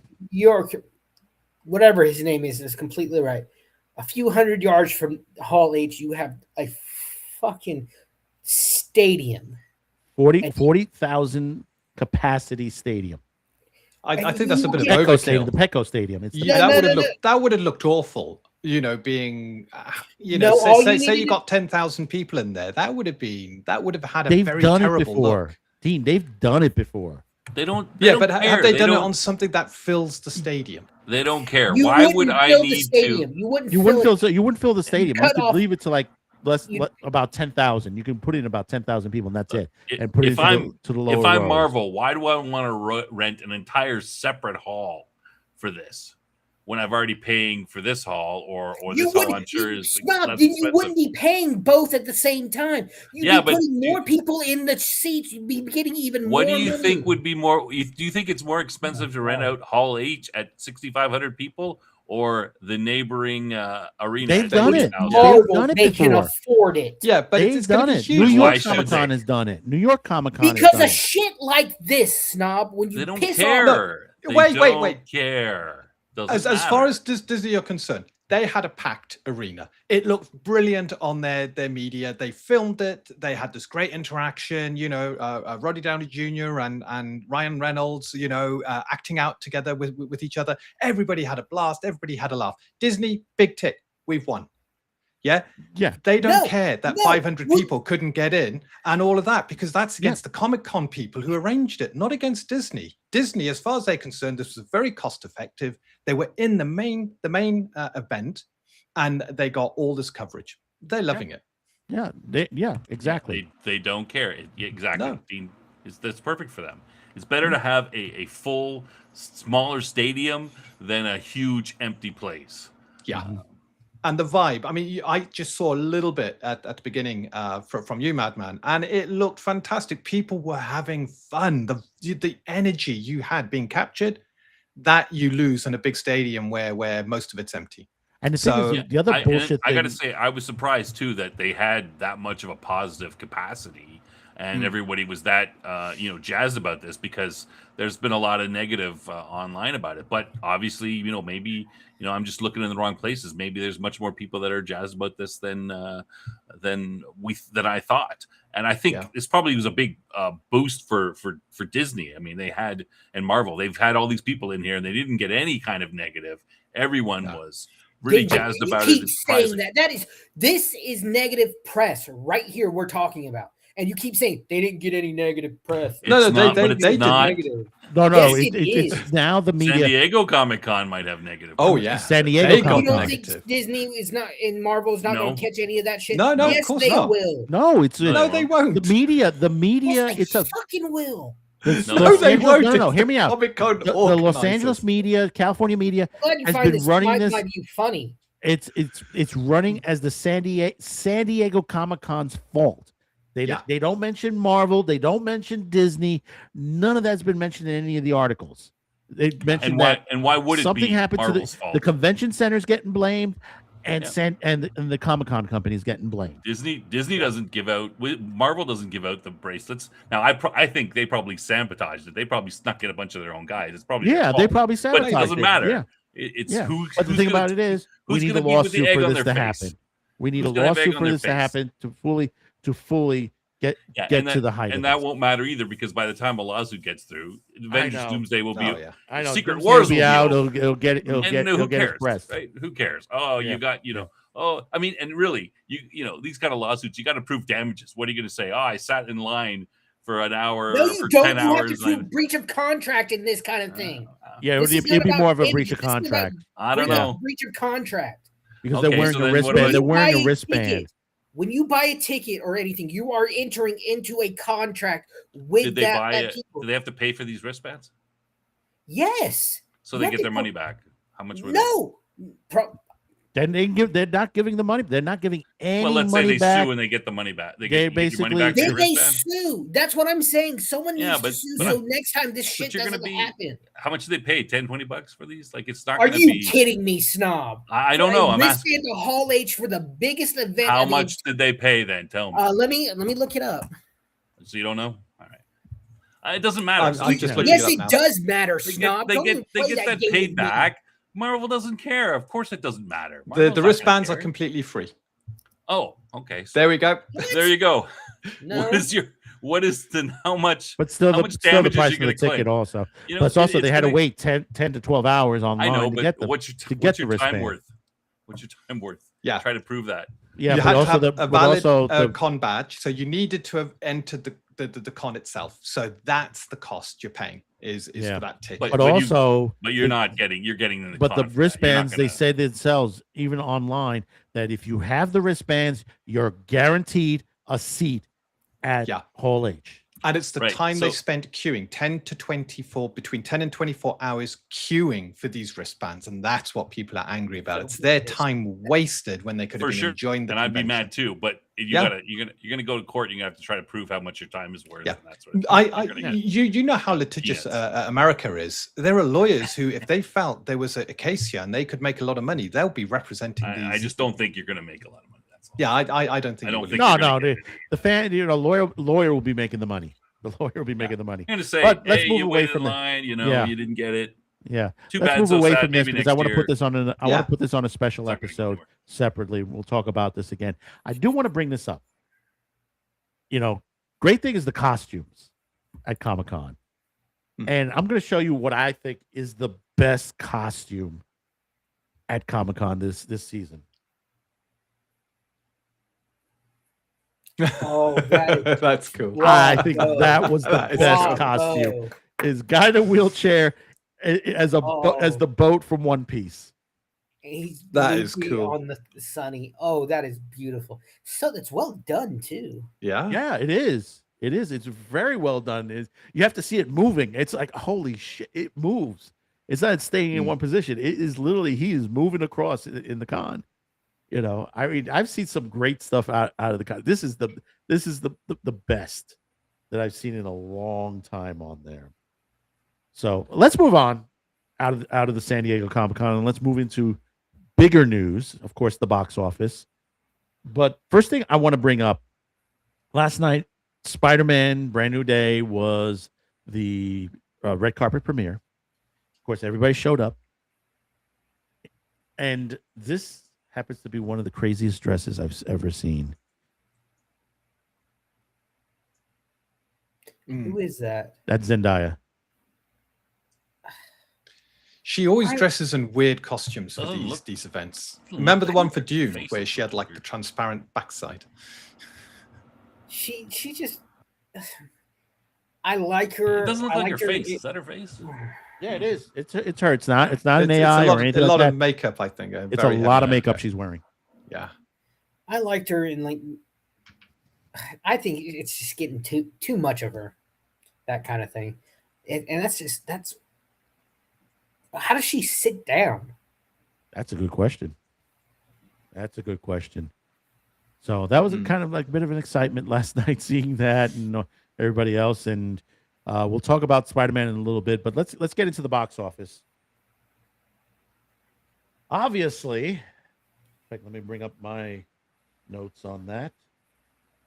The Odyssey wins out again, second week in a row, with about a 30% change at 87 million on there.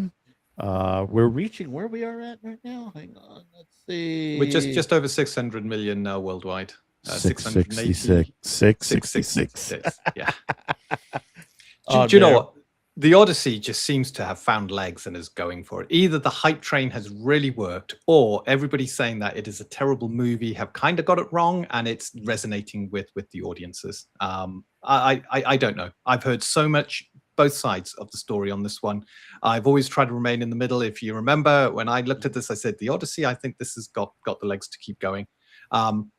I did wonder whether the cliff was going to suddenly appear and ticket sales plummet, but no, they seem to be quite robust. So, well, it's successful in one way and not as successful as what you think it could. Like, was it Odin said it the best way? He says it's successful and a failure in both directions. For the reason is most of this ticket sales are where? IMAX. Yeah, IMAX. Compare the numbers to his previous films. When you adjust for inflation, those movies still score the Odyssey. Yeah, but it's failed successfully. It's failed successfully, but still, remember, they're saying now, oh yeah, it'll reach $1 billion, but it still won't break even at $1 billion. Well, they're relying on China, but China, they get so little of the sale ticket value quarter. back in China. 30%. Yeah, they get I thought it was 25, but no, 25. they got 30. They got 30. Okay. Yeah, I heard 25. They got 30. And considering that Nolan gets 20% of the take. Oh, geez. So yeah, there's even less going to. Oh, wow. Yeah, he's getting 20. He's getting 20. They gave him, what was it, $5 million? Right there and then he's getting 20 million of the take. Yeah. So you got the theaters, you got the, of course, the actors, the advertisements on there. You got Nolan getting 20. This movie won't be making it won't break. It won't go into the black. It really don't. It, like I said, it could be successful and failure at the same time. Yeah. If you want to watch a great assessment of this movie, Little Platoon put out his part 1 today of his assessment of this movie, and he's very non-political. He looks at it from the original stuff and contrasts it with what's done. I think he's got I've only saw it. Part 1's only out, but he's got a really good take on it. I think he's the he's the definitive take on this so far. So that makes seeing what he's saying makes me not want to watch it, because I don't want to see a messed up. I'd rather see something closer to the original. And they just seem to, the story wise, he's just seemed to, Nolan has destroyed the story.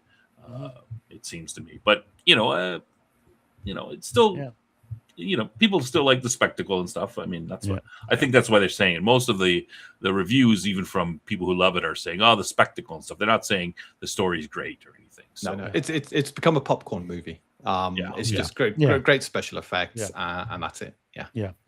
Second place, you got Moana, which did another 10 million. 230. That basically it's about 150 to 200 million in the hole for this movie itself. This I didn't know about. This is like a musical, Hadestown. Hadestown. I haven't heard about this. This is not even going into overseas. Supposedly, it's only done about 12. Today it's 12 million. It was 10 over the weekend on there. Then we got Toy Story 5, which did another 10 million on there. They are actually, as of today, they've broken the $1 billion mark. So they're in the black to that point.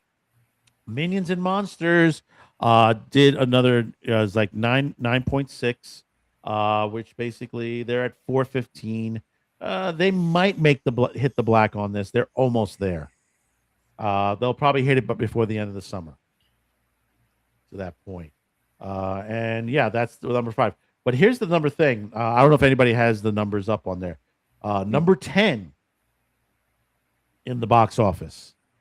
Can you guess what movie is number 10? Yeah, I can guess, but I'm looking at it, so maybe we'll okay. It's Obsession. Yeah. Obsession is still in the box office. It's still in the theaters, even though you could go watch it on Peacock right now or buy it, at your local video store. 1.5 million, and it's at 458 million. What's number 11? I have it as 10. Oh wait, over the weekend What's it was number 10. 11, and now it's 10. No, what is number 11? Supergirl. Yeah, 47% weekly change, $780,000. Total gross 124 million still. Yeah. And 171 domestic. It's got on here, and then would you say 124? Right. What a horrible for the amount they spent on that. They said they spent 175, and we know it's more. It's more than that. They still only got 124. Wow, that's awful.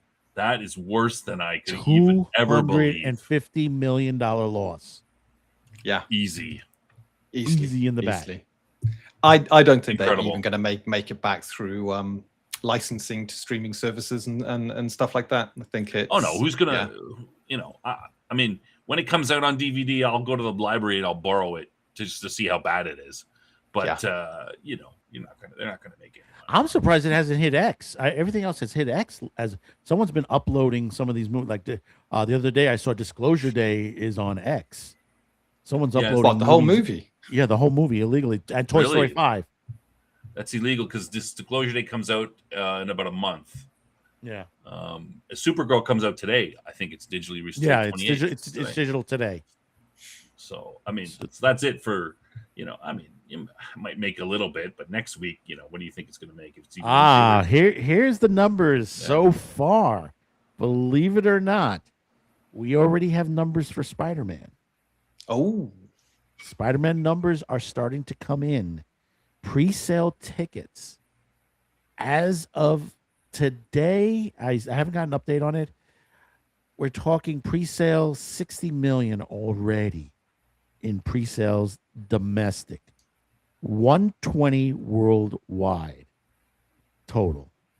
Well, if you want to see around here, I mean, I haven't got mine yet. I got to do it tonight.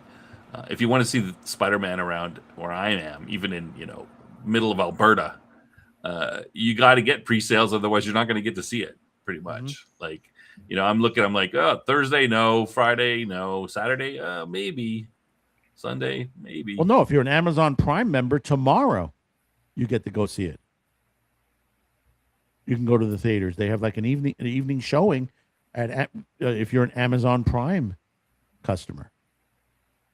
So there's going to be, we don't have numbers for that as of yet. So figure 60 million for 60 million will be dropped into Thursday, Friday, plus whatever they sell onto that.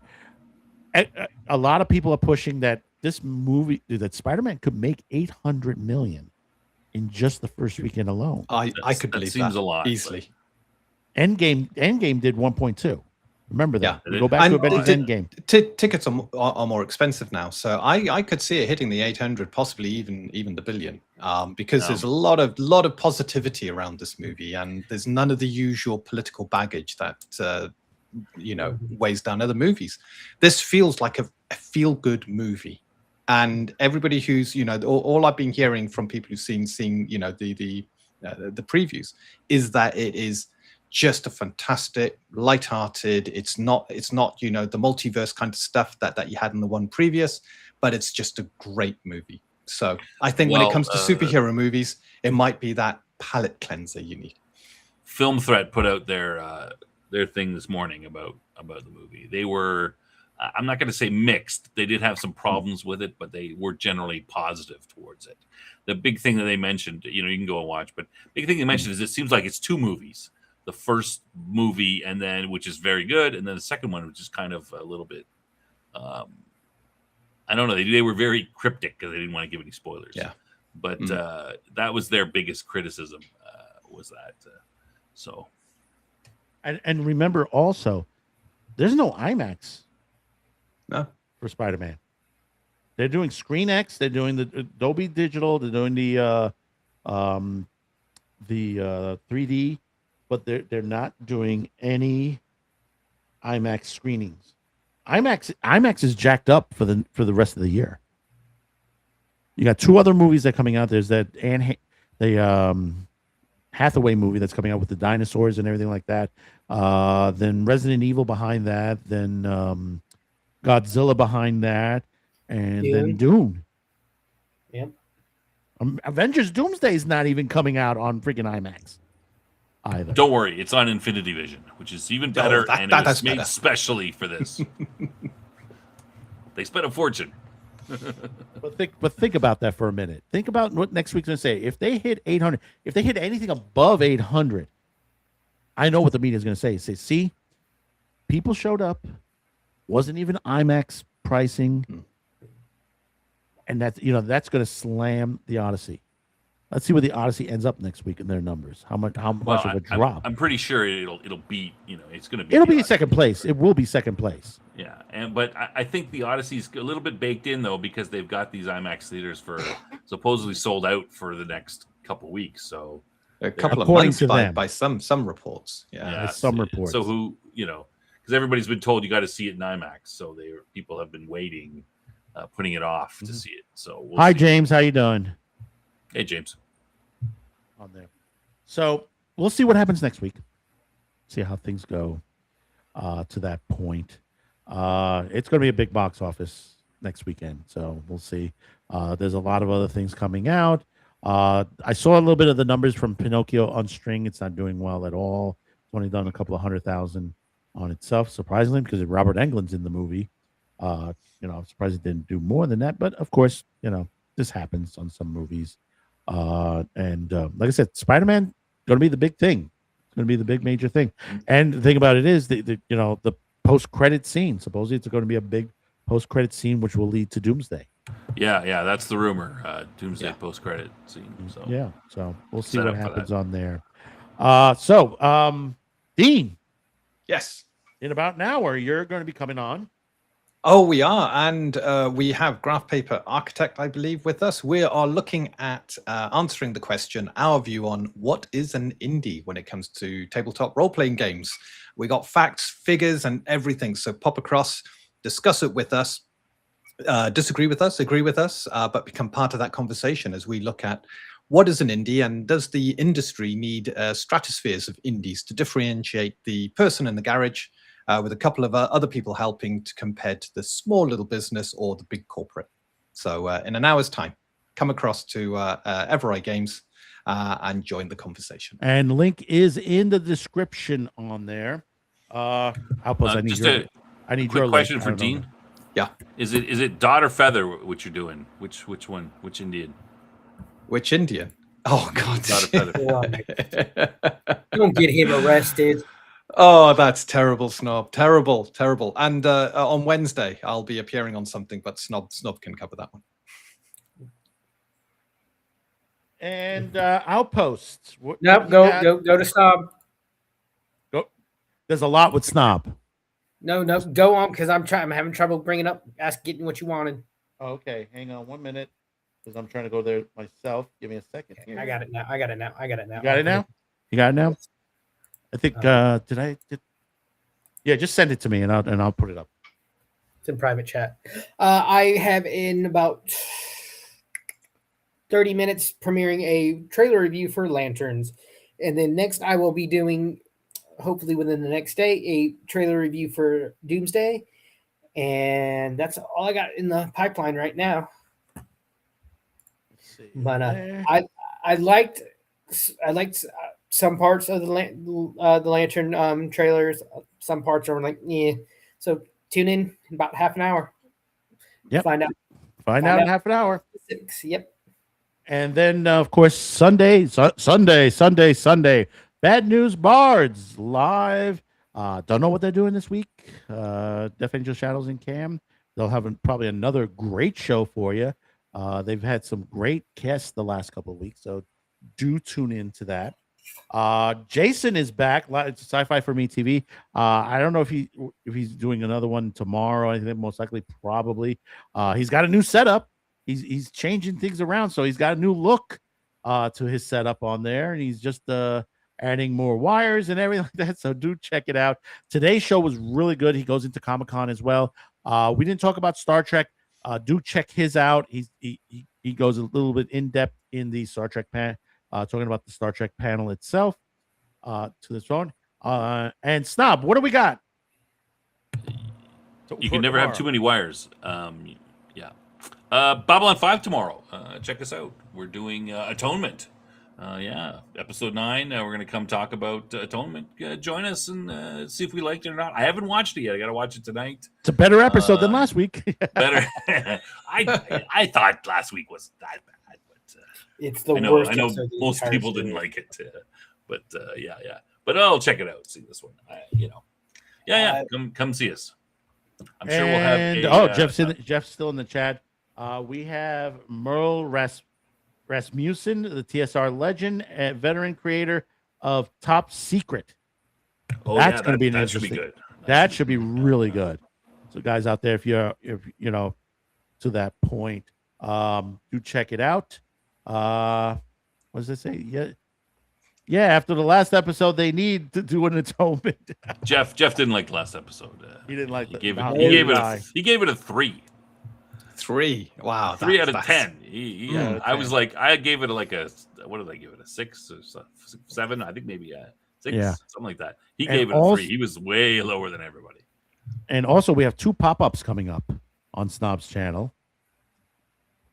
We do? What? You do? We do. They're not pop-ups if you know about them. Well, we're doing some of them. We're scheduling some of them, so we're being a little bit cagey. Yeah, we're gonna do the. I think I got a soft spot for sci-fi, as you can tell, and Neuromancer, one of the the definitive cyberpunk book, I would say. And they're doing some sort of movie or TV series or something. It's a series, cyberpunk series. Yeah, we should review that. I think we might review that on Thursday or Friday. And also, Madman, why don't you mention the thing? We're also doing the entire season of Rick and Morty. We were going to review the entire season. We haven't put a date on it, but do subscribe to Snob's channel, basically, and you'll know when we'll hit live. We normally come. Sometimes we're early in the afternoon or late in the afternoon. You never know when we're going to pop up. That one, the Rick and Morty, we might set in advance. Pop up. So do check that out. Hang on one second. Let me just. Also, don't forget, check out Man with the Show. We have a couple videos this week. We got. We're talking about. I lost it. The merger, the block merger on the Paramount. Basically, it has been put off till August. It might be longer. And we'll be talking more about Crunchyroll itself. More anime has been coming off the service. So what is going on there? Yeah, bye, Keely. Thank you for stopping by.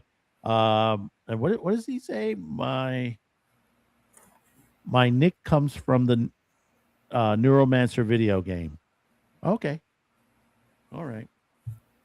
So thank you for tuning in. Thank you for our panelists on here today. Great show once again on there. We'll see you next week. In fact, we're going to have a good topic next week. We will be continuing Transformers the movie. We'll be talking a little bit about the G1 series, a little bit on that. And, of course, how did Spider-Man do at the box office? Because we're expecting it to be dethroning the Odyssey itself. So we'll see next week. See what happens on that. Tune in live, 3 p.m. Eastern. Don't forget, also... join the movement. T-shirts, of course. We have 10% off all gears. The promo code StayMad, shopcuticast.com. So until next time, thank you for tuning in. We'll see you on the next one. Bye-bye now. Goodbye. Later. You're welcome. Thanks for coming by. Don't forget to like and subscribe, and maybe we might let Madman out for the next live stream.